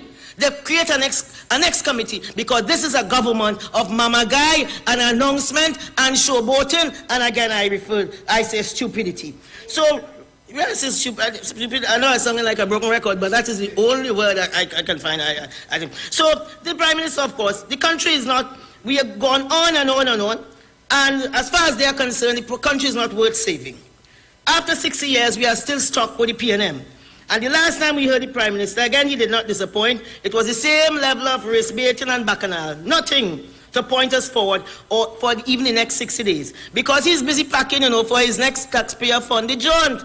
He likes to brag that I am a geologist, but really he should have studied geography, because he should have been a flight attendant, the way he liked to travel, and travel free. You love it, right? Because there's no gas to the plants that now exist at Point Lisa. There's no gas to them. There is no gas for those plants. So where you going and talk? Where you going and say? What you going and do? What you going and bring back? Why are you going? He's going just because he can. Just because he can. So they have long forgotten Abio Kojo, who was murdered in Lachu Straits. You remember that, with her 12-year-old son? 12-year-old son, just slaughtered. Trisha Badaloo fighting to help her 21-year-old daughter, who was also savagely chopped up. 3 months ago, then we have Little Hope. And this is just coming, but you just have this rush of murders and hopelessness and callousness, And there you had Little Hope, where they said, and the neighbor said, I feel like we all failed her. Because you know what? This government is so missing in action. The people who are there are the neighbors and the NGOs. Trinidad people are good, but they don't have a good government, and we deserve better. We deserve better. His neighbor helping out neighbors, and our women are under pressure with nowhere to turn. And just very briefly, just recently, I look at all of these things. On the 15th of August, Prime Minister Modi, he was rolling, he's just 71 years old. India was celebrating their 75th anniversary, and he was rolling out his vision for the next 25 years. You think he'll be there? No. But he thinks it's the responsible thing to do. And he has this 5 resolution, and he's building it. He said his focus is around women. He called it Nari Shakti, women power. And he said that there's a distortion has crept into our conduct, and we at times insult women. Can we take a pledge to get rid of this in our behavior? And he goes on in terms of what he said, what the woman pride is going to be a huge asset in fulfilling the dreams of the nation. I see this power, and therefore I am insistent on it. Can we not pledge to get rid of everything in our behavior, culture, and everyday life that humiliates and demeans women? If only our people here, who rules our rulers, will hear how Prime Minister Modi, he elevates women because he understands. He said our nearest sector is being represented in all sectors, and we will move forward quicker to develop nation status if our women are all involved. So you see the difference in the leadership.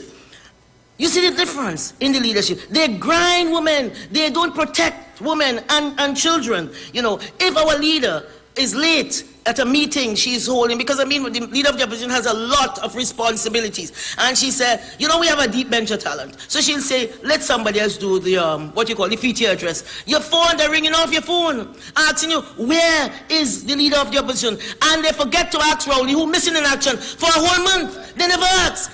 Our leader is so hounded that she has to come, and I remember Corpus Christi, she ended up in the papers with a little tomato basket. Why? Because she had to get proof of life. That is what they do. You understand? But I say, our honorable leader, wait on the Lord and be of good courage. because in Finland, they did the same thing to the 36-year-old Prime Minister, Ms. Marin. And there this young woman went out dancing in a private residence. And what did they do? They said she had to take a drug test. This is the Prime Minister of Finland, And because she went on a private residence and was dancing, that's, I felt a kind of consolation because it is happening all over. She had to take a blood test. And I'm saying on this same social media, you're seeing all kind of bassa about the Prime Minister, and you might have to ask him, I want you to write all your family name on a piece of paper for me. I wonder what kind of test they're going to ask he to take. So, tonight, in the week of our 60th year of independence, some have needlessly paid the ultimate price. I ask you to remember the sacrifices of Miss Kojo, 30 of Lachu's Trace, and a 12-year-old son, Trisha Badalu, Andrea Barrett, Ashanti Riley, and of course 7-year-old Mackenzie Hope Rishia. Don't let their sacrifices be in vain. Don't let us allow another hope to slip through the cracks 60 years after our independence. Let's keep hope alive. I thank you so much. If you cut me, you go see blood. And if you squeeze me, you go feel the love. We are one people under the sun, one nation under the law. So who feel the black? Who feel the black? Who feel the white? Who feel the white? I don't know. But it's settled tomorrow night. Who feel the wrong? Who feel the wrong? Who feel the right? Who feel the right? Come and go. And all who feel the too bright, let me jump up, let me wind up, party non-stop. Ramage dingo leke kete, we come to play mass. Every creed and class, don't let nothing pass. Like a ready TV, all the love inside away. First woman Prime Minister, first woman Attorney General, first woman to chair the Commonwealth of 54 nations, first woman opposition leader. Welcome KPP Plus, solid everywhere. Like a ready TV, all the love inside away.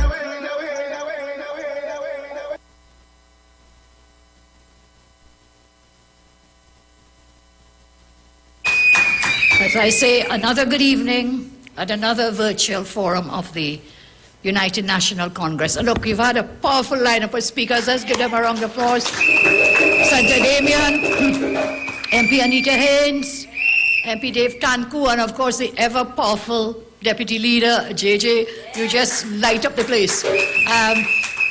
Tonight I will leave all that firepower to JJ because I have some other matters I want to raise. So let's also thank our two chairpersons, Kian and Nasser, out of the Grandy Corporation.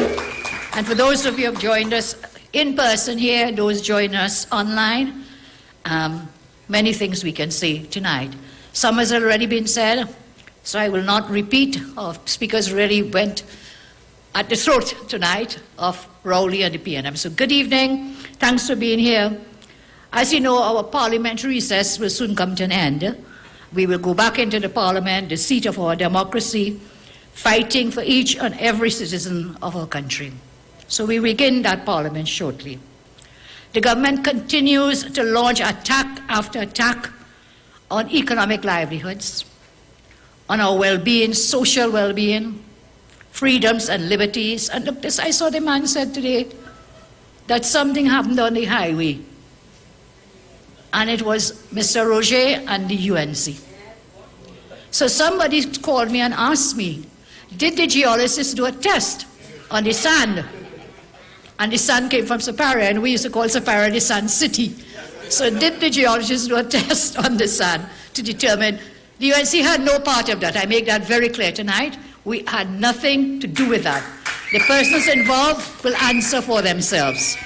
And they have a right, as everybody else, to protest, to take action, and that's happening all over the country. So they attack us all the time, the freedoms, liberties of citizens in every which way they can, verbally and otherwise. We will never allow them to turn our country into a state that is a dictatorship state. We must never, never, ever allow it. And since 2015, I believe that has been their intention. They have hijacked our blessed country. They have taken us down a path of destruction. They keep complaining. I mean, when they speak, it means one thing is very clear. They listen and they watch every UNC event. Whether it is this virtual meeting, whether it is the press conferences, and of course, all the TT speaks, they look at everything. Because when they speak, their entire conversation is talking about UNC activity. I'm glad. That means UNC is very alive and functioning as a great party in our country. So they know our schedule very well. I guess they're all locked on here tonight. And to Mr. Rowley, I will say this to you: you're a very foolish man. You are a very foolish man. When the whole of the North and the West is flooded out today, what is going to be your answer? You're going to say, blame Kamala for the flooding up in the Northwest. You might decide to take buses and instead put boats. And then you will say, it's Kamala sent the boats. Blame Kamala. So now when the whole country is under flood, they laughed at us. I think speakers told us they used to laugh at us and say, South Central, Lagoon, build house in Lagoon. Well, which lagoon is in the West? They may tell me you living up there. And so the whole country is under flood. So even when JJ mentioned the Express called them out and talked about nothing for South and Central, that is not true. There is nothing for anyone under this PNM in this country. Whether it is in North, South, Central, East, West, wherever it is, everybody is suffering. Everybody is suffering. And whilst we recognize they find ways to just give to PNM, they're not giving to the PNM grassroots. They're giving to their friends and the financiers and their big shots. That's what's happening. So is everybody under pressure under this wicked government? Wicked. Mr. John called them stupid. Well, on top of being stupid, they are wicked because every single one is suffering. For us, we hold these meetings. We do our virtuals. We do our press conferences. We do the TT Speaks. We do the other activity because that's our job. As a responsible party, it is called accounting to the people we serve. Accounting to the people we serve. That is a concept that is alien completely to Rowley and his government. They don't understand that you have to account to the people who put you there, who pay you there to be there, and the people whom you serve. Leadership is not about shouting at people, not about blaming people for everything. It's about listening to people, finding solutions. And unlike many in the PNM, I will always listen to the people who elected us to serve. We will always be focused on fixing problems rather than focusing on fixing the blame on someone else. We in the UNC we have love for everyone. So I hope every citizen can find some peace and love in their hearts. We have no hate for anyone, only love. And we wish everyone to find some happiness in their lives. That is what we are focused on, improving the quality of life of every single one. Always remember, if no one loves you, Damien, or any one of you here, that's not true. You have some lovely babies now.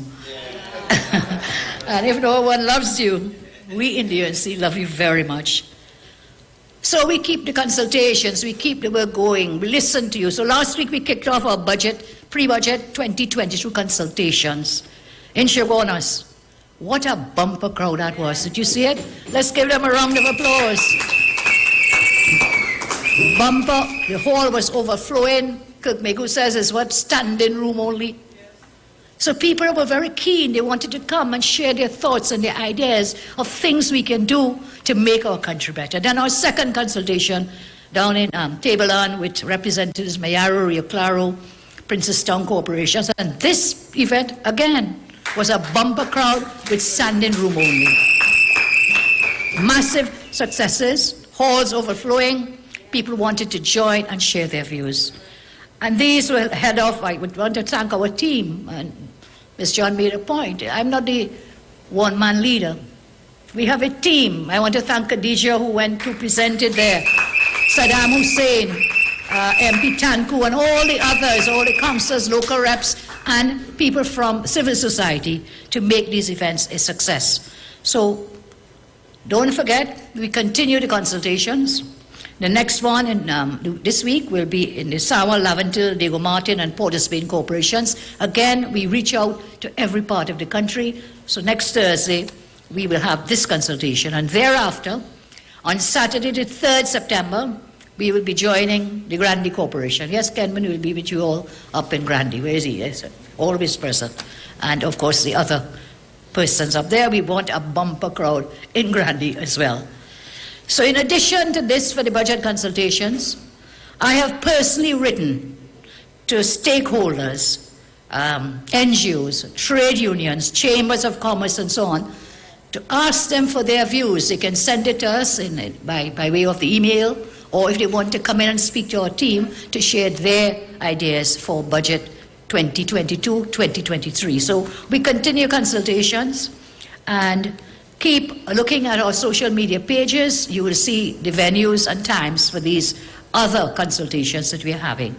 We will continue to have our press conferences. Yes, Mr. Rowling. We will continue to do our virtual reports. We will continue to do our budget consultations and much, much, much more. We will continue to listen to people and continue to represent their needs and concerns in and outside of the Parliament.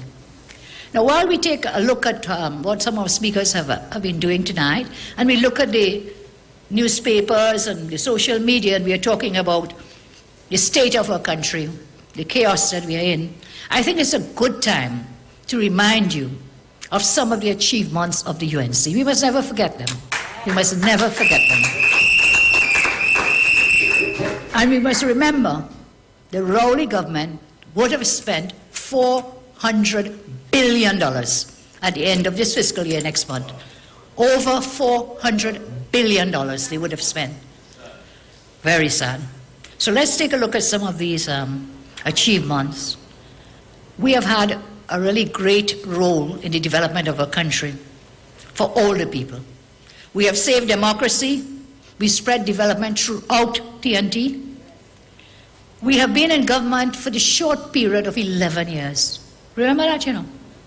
The PNM has been there for how long? 50 years, Kirk is telling me. In government for 50 years. The UNC government has only been in office on 2 occasions, under Mr. Pandey, and then under my watch. 11 years. So we are a relatively young party. The PNM was formed under colonialism, remember that? So they've been there forever. And we were formed out of a struggle against the oppression from the PNM. and against the PNM policies of divide and rule, which they continue to do up to today. Up to today, their policy, their main policy is divide and rule, just like the colonial masters. And in our time, there is so much we have to be proud of. Many have spoken of it. It was the UNC who created the Heritage and Stabilization Fund. Remember that? That is what is keeping our country afloat today. Because they keep drawing down from the fund, but they will not tell us how much they have put in and have not accounted to the Parliament for how much they have taken out in spite of their so-called windfall from the energy sector. Before that, the PNM never wanted to save. It was just about squandering our oil revenue. So I'm very proud, under Mr. Pandey, it was a UNC government creating the Heritage and Stabilization Fund. And that fund is what is known as a rainy day fund, because when things are not so great, the revenue streams are not so great, you have the savings that you can dip into to help the country. We have so much, I say, to be proud of. It was the UNC again, as others have told us tonight, and we will continue to repeat it, because I think one of the greatest achievements of the two UNC governments has been in the sector of education. As Minister of Education under the Pandey watch, for the first time in the history of our country, we made sure that every child got a place in a secondary school. Every single child. Before that, every year when the common entrance was written, thousands of children were thrown off. They fell through the cracks, those favorite words, were not given a space in a secondary school. When we built the schools up in Bish and other parts, they said we building schools for what? Dwen. Oh, you all remember? Lagahu and Dwen. There's only one Lagahu I know and one Dwen.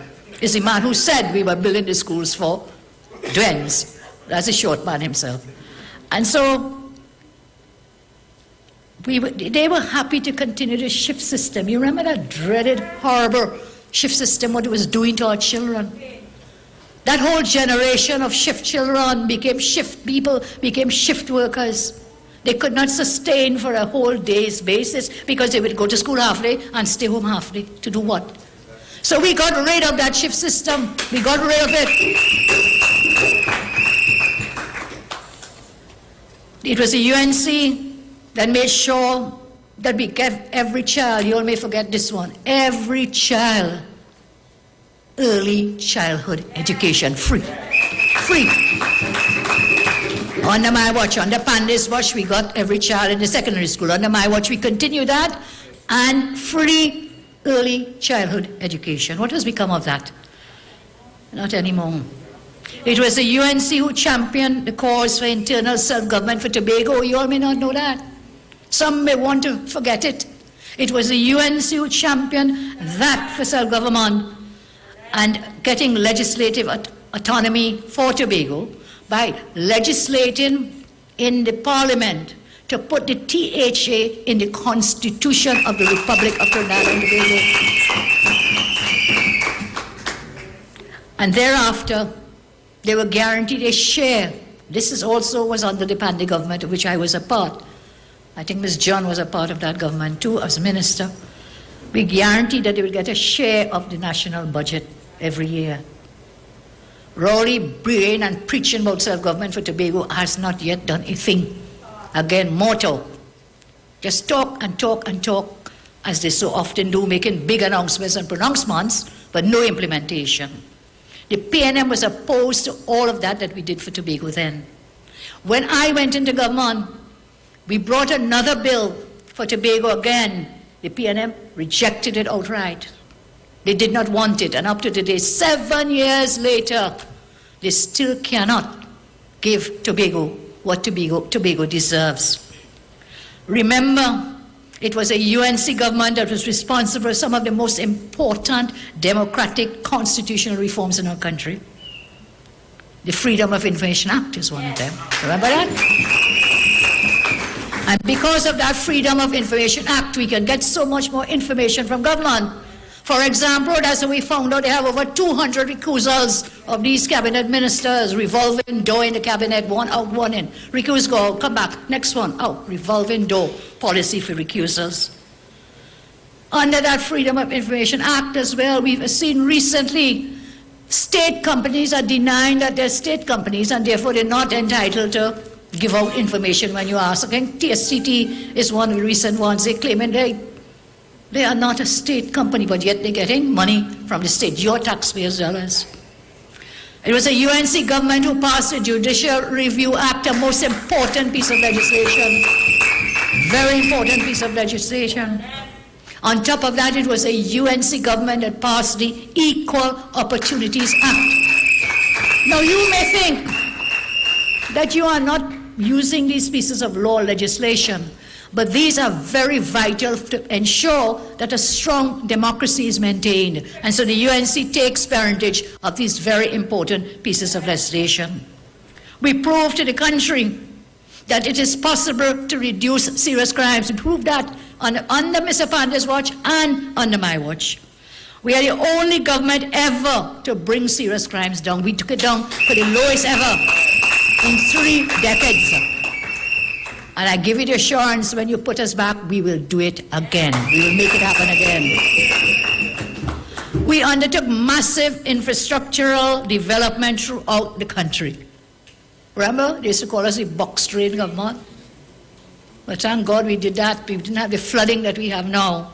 Infrastructure throughout the country, roads, bridges, highways, clearing water courses, improving drainage.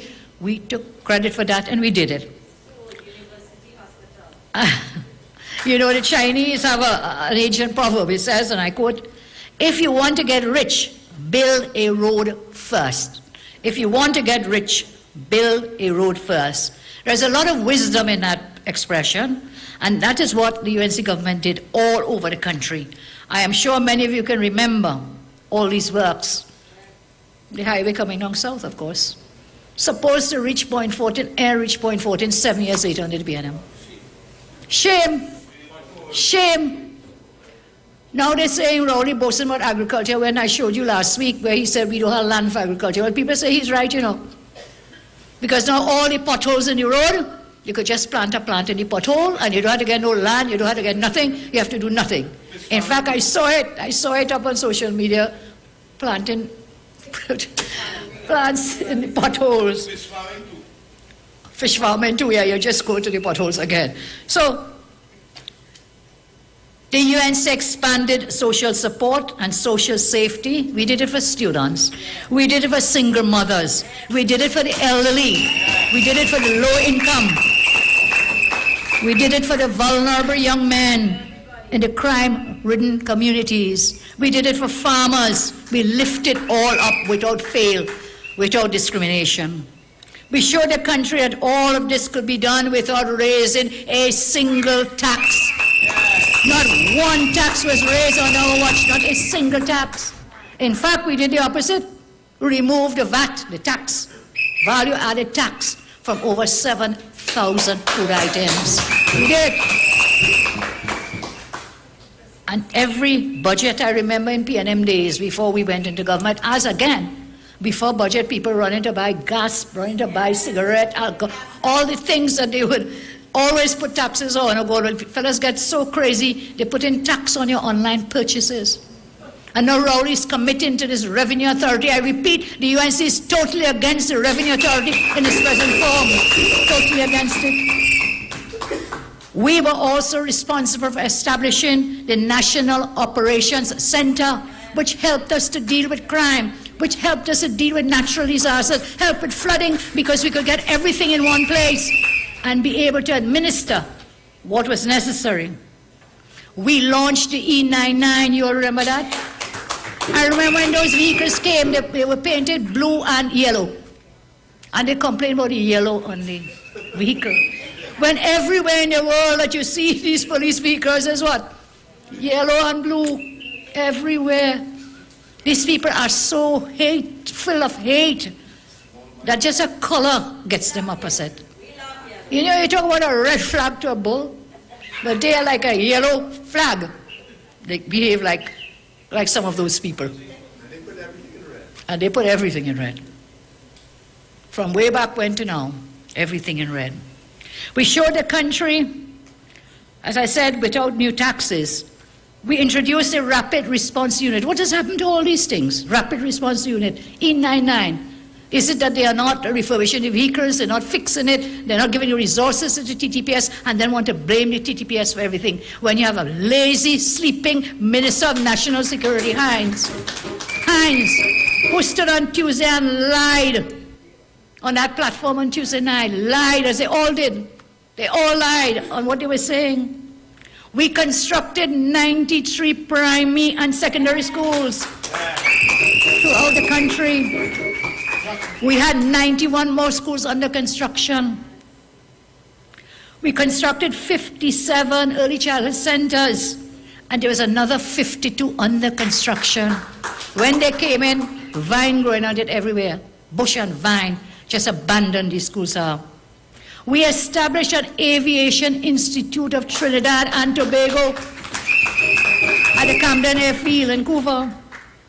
We established the first ever drilling academy in the history of our country because we had over 100 years in the oil sector.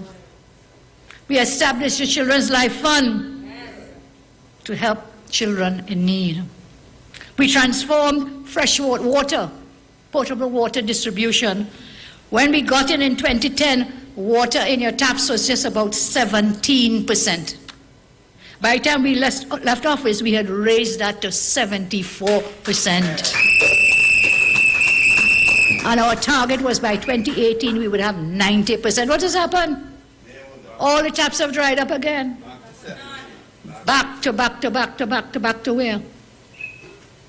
And the same thing is happening with Tea and Tech.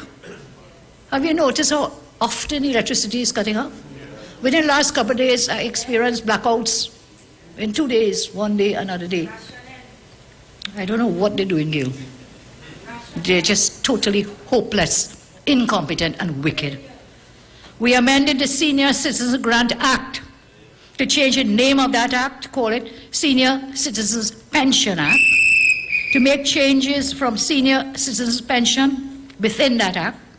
We would increase the ceiling for monthly pensions to $3,000. We set out the various income ranges as the criteria to access this pension. You know, what have they done? People have no jobs, so where are they getting pension from? The NIB has no money to even pay from their pension funds to people who have worked in their lives and made these contributions to the NIB. We settled 143 wage negotiations.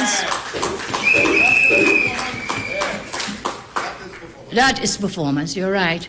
And there's so much more, it would take me all night to continue. But just one I want to raise with you, and that was both Anita and JJ talked about the first Prime Minister and his very famous statement that the future of the nation is in the book bags of the children. And I changed those words to be as follows. The future of the nation is in the laptops, in the book bags of the children. And so there's so much that we can be proud of, that we can do more to help everybody in this country. And before I go on to complain and gripe, let me share some policies I think that this government, we tell them but they don't listen, as you all said before, don't listen. They harden. They just harden. They say stick brick in the ears, I think is the expression, Kelvin. We have plans and suggestions to improve our country. Just a few I could say today as we are heading towards the budget presentation. Reduce taxes to help businesses. Yes. Reduce taxes to help businesses. Famous statement by Winston Churchill, you cannot tax a nation out of poverty. Cannot tax them out of poverty. The IMF's recent issue of the World Economic Outlook says that with increasing prices, continue to squeeze living standards worldwide, taming inflation should be the first priority for policymakers. And whilst the IMF is proposing higher taxes, I'm saying there's not a formula that works for everyone. We are a small, open, energy-based economy. We cannot take higher taxes on anything in this country. The suffering is already so great, the job losses are so great, that we should be reducing taxes to help small businesses.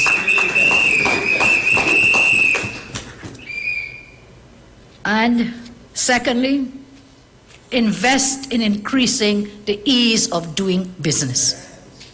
You see, if businesses are not working well, the country can't work well. If businesses are shutting down, as they have been shutting down, where will you get your jobs? You'll be fired, you'll be put on the breadline, your family will be suffering. So invest in the ease of doing business. The length of time it takes to even just register business is intolerable. In every aspect. Look what's happening at the port now. We are told that the scanner is not working on the port. So what are they doing? Are they just letting these containers go free? Is that why we are getting so many guns and ammunition and drugs coming into the country? We don't have the scanners working. You can't even get scanners working on your port.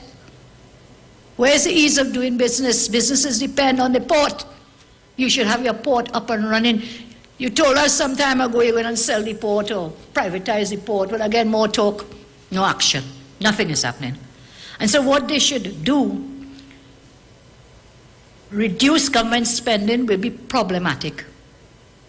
They should not reduce government spending. They should use that spending to invest, as I say, in people, in human resources, and in tangible investments to increase the ease of doing business. Two ideas, I will say. And therefore, a third, there must be more focus on the vulnerable. We have neglected the vulnerable for too long. They have continued to miss the mark to help the most vulnerable.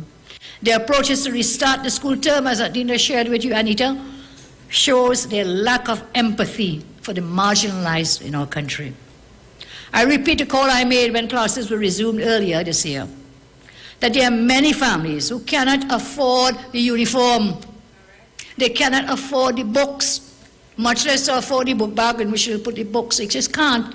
And I'd call that we should give the basic school uniform textbooks to the most vulnerable. We should give a grant for these things to the marginalized children.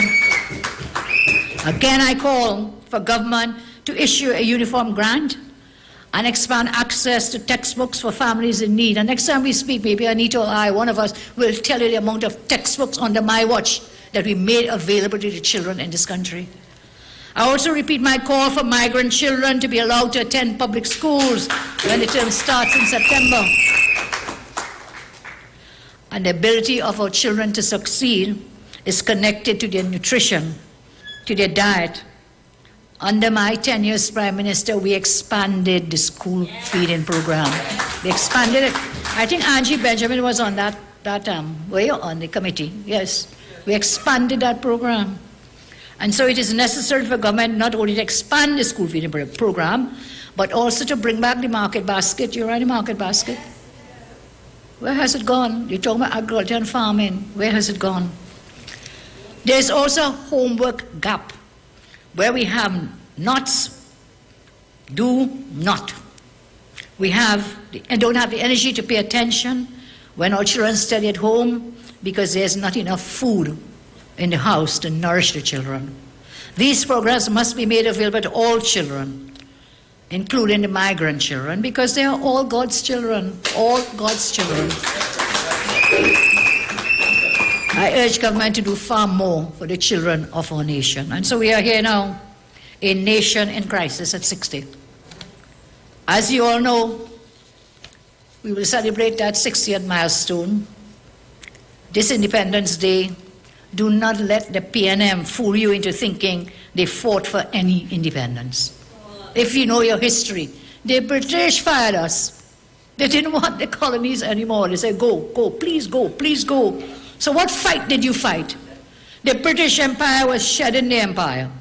The British were not fighting to keep us as colonies. And so you see, all of us around the same time, all the Caribbean here, all the Commonwealth, most of the Commonwealth nations, go, please go, all you go. That's how we got independence. It wasn't a fight. There was a fight, however, when they went up to Marlborough House to put in the terms of the Constitution. There was a fight there between the government and the opposition to ensure that there were some checks and balances in the Constitution that would ensure that all people, all would have an equal place and an equal space in our country. That was the fight, but not to get independence. After the World War, the British were determined to get rid of us because we were like pulling them down, you know. Sugar had gone. We were lucky we had oil, but most of the colonies had very little resources. And so the PNM inherited from the British a country blessed by God with abundant natural resources, a multicultural population living in harmony and safety. That is what the PNM inherited at the time of independence. At that time in 1962, we were about at the same GDP per capita. You may not remember, some of you are too young, but you could go check it. We were at the same GDP per capita levels as Singapore and Hong Kong. In fact, ours was slightly higher. After 60 years of independence, we should still be on par with these countries, but as you know, Singapore is way out in the world. Being blessed with so many gifts, natural resources, human resources. Instead, after 50 years of PNM rule, they have wreaked havoc, they've destroyed our country, and the worst of it happened in the last 7 years under Keith Rowley. And after $400 billion spent by Rowley and his government. Today, after 60 years, where do we stand compared to Singapore and Hong Kong, where, as I said, we were on par with them, and if not slightly higher at that independence time. Singapore's GDP per capita today is $72,000 US. Hong Kong's GDP per capita is over $49,000 US. Do you know what ours is? You'll be shocked. Trinidad and Tobago, remember we were richer in these countries because we had oil. So where are we when you compare them? Today we are at $15,000 US GDP per capita. And Rowley keeps saying he shut down the Petrotrin refinery because we had to import oil. Can I tell you something? Some of you may know. Singapore has one of the largest productive refineries, and they do not have a drop of oil in Singapore. They import every single drop of oil to run their refinery. And that's how they're doing so well. They're smart. They're not stupid as they say, not stupid like these people. So here we are. They destroyed the foundations of our country. They destroyed the railroad. You remember the railroad? Anybody here young like me could remember it?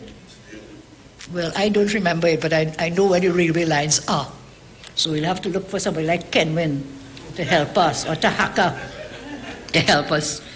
They destroyed Caroni. They destroyed agriculture. They destroyed Petrotrin. They destroyed Point Lisas.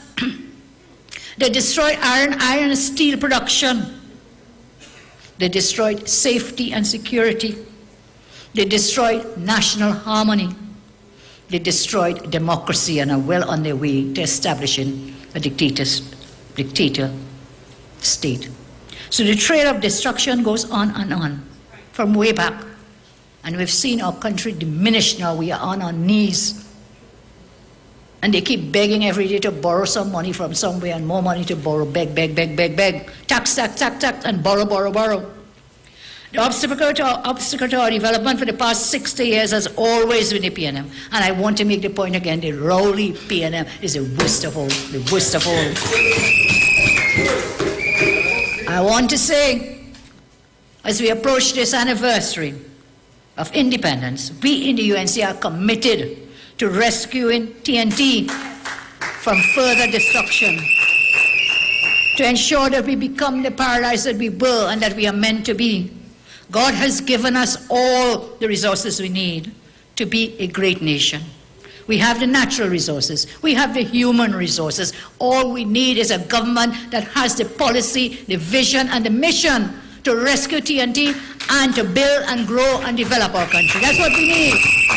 And therefore, when you sing for independence this year, sing Rowley must go. Rowley must go. Rowley must go. So in spite of all the evidence that everyone in our country is suffering, what are they coming to do now? On Friday, 2nd September, a Papi show again, Spotlight. Spotlight.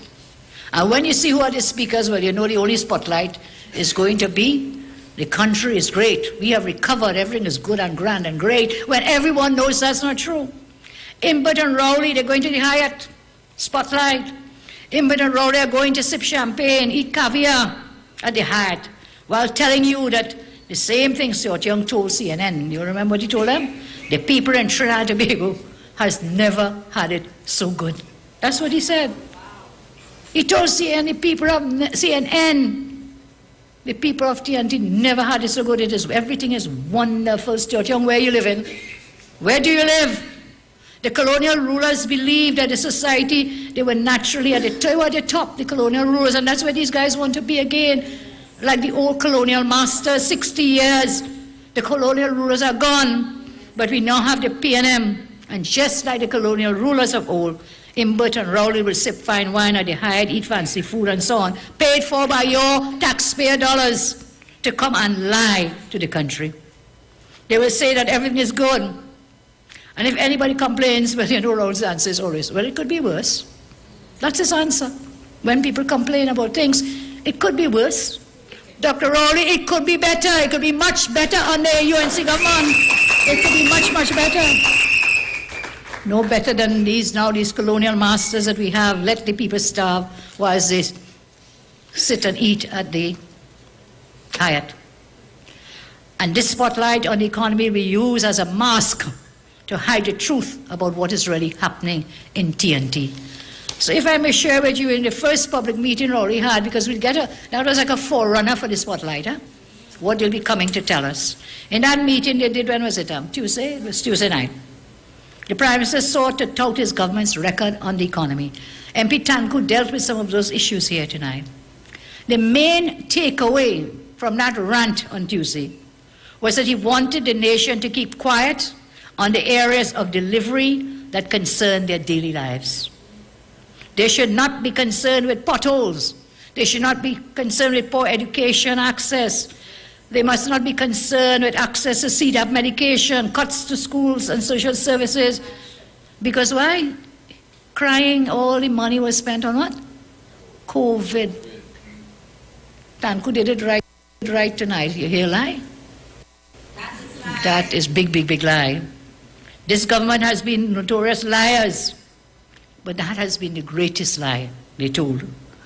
If they decided to bring up a fantasy so great, it will be unbelievable, but they will still spew it. And there's some who still get taken in by their lies, their distortions, and their contortions. The government received no less than US dollars, $644 million US. You know what money is that? 4.5 billion TT dollars. They received that from whom? From the IMF. What did they get that money for during the pandemic? They took loans throughout the period amounted to more billions. They claim to have spent $5 billion on COVID-related support. And yet, we have had the highest death rate from COVID in the world, amongst the highest. Over 4,000 persons have died from COVID. But they spent over $5 billion, they tell us, to fool us on COVID. And so they don't want anybody to complain about their gross mismanagement, their corruption, their theft. They have used the majority of this money to enrich their friends, their family and their financiers and family members, PNM friends. The Prime Minister seemed to be a shadow of his usual belligerent self on Tuesday, as he tried to sell the failure of the shutdown of Petrotrin. And we have shared this statement, would have spoken on it as well. The lies on Petrotrin was making a profit, but he was so short-sighted, no vision, or maybe he had something to hide, so he shut down Petrotrin, I don't know. And so he talks about selling Petrotrin, the shutdown, selling property tax, selling the Revenue Authority to the faithful. To debunk a few of the talking points, which had no doubt been dusted off in advance of the spotlight, on Tuesday the Prime Minister did this. His record in renegotiating with the energy majors. He did this without taking credit for the exodus from Point Lisas. And JJ is right. What is he going to Switzerland to talk to whom about what? What is he going there when we have no gas? What are you going to Switzerland for? This time you'll have to report, because we hold you to account. So Point Lisas, exodus from out of that. But he boasts that he renegotiated with energy majors. And when he did that, it caused the shutdown of NGC that was so profitable one of the most profitable state agencies, NGC, when he went up there and renegotiated, he said he was the best salesman Trinidad had. Renegotiated the price, the gas prices, made a loss which we are still suffering from today. He boasted that even though he shut down Petrotrin, he did not lose the election. He said the PNM looks at the big picture, but the UNC only studies individual lives. They look at the big picture, suffer everybody, suffer everyone. But he acknowledged that the UNC considers individual lives. Yes, I'm proud of that. I am proud of it. I'm proud of that. I hope the members of the trade union movement heard when Rowley boasted of causing hardship and pain for the thousands of persons who lost their jobs. He boasted about the shutdown of Petrotrin, taking away these jobs. And it wasn't just the Petrotrin jobs, it was all the, lifeline or the borderline communities in Pointe-a-Pierre. He said they should be happy. They should be happy. He touted the Revenue Authority as a necessary institution. I want to remind you of the dangers involved where the Director General of this TTRA will be politically appointed by the Cabinet of the PNM. And what is the TTRA? Trinidad and Tobago Revenue Authority, they come in for money from your pockets. And the people who will be administered will be a political appointee of a PNM cabinet. Do you see the danger in that? Again, this dictatorship that they're seeking to set up, this means the witch hunts the government has engaged in will not stop, will get worse when they bring this TTRA into being. We already saw the matter based on apparent bias.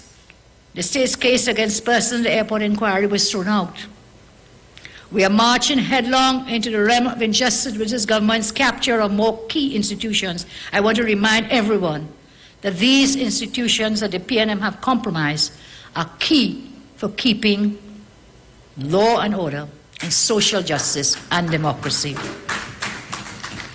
After mistreating the health sector workers, this man stood up on Tuesday night, shameless. For 7 years, he come and say, I'm going to give some money to the health sector workers. Shameless, 7 years, where were you? What did you do? We'll wait and see what that means. Unfortunately, it will not address the working conditions they operate under. It will not address the lack of job opportunities for young doctors and other issues plaguing the health sector under this government. Roads will not remain substandard forever. Another boast from him.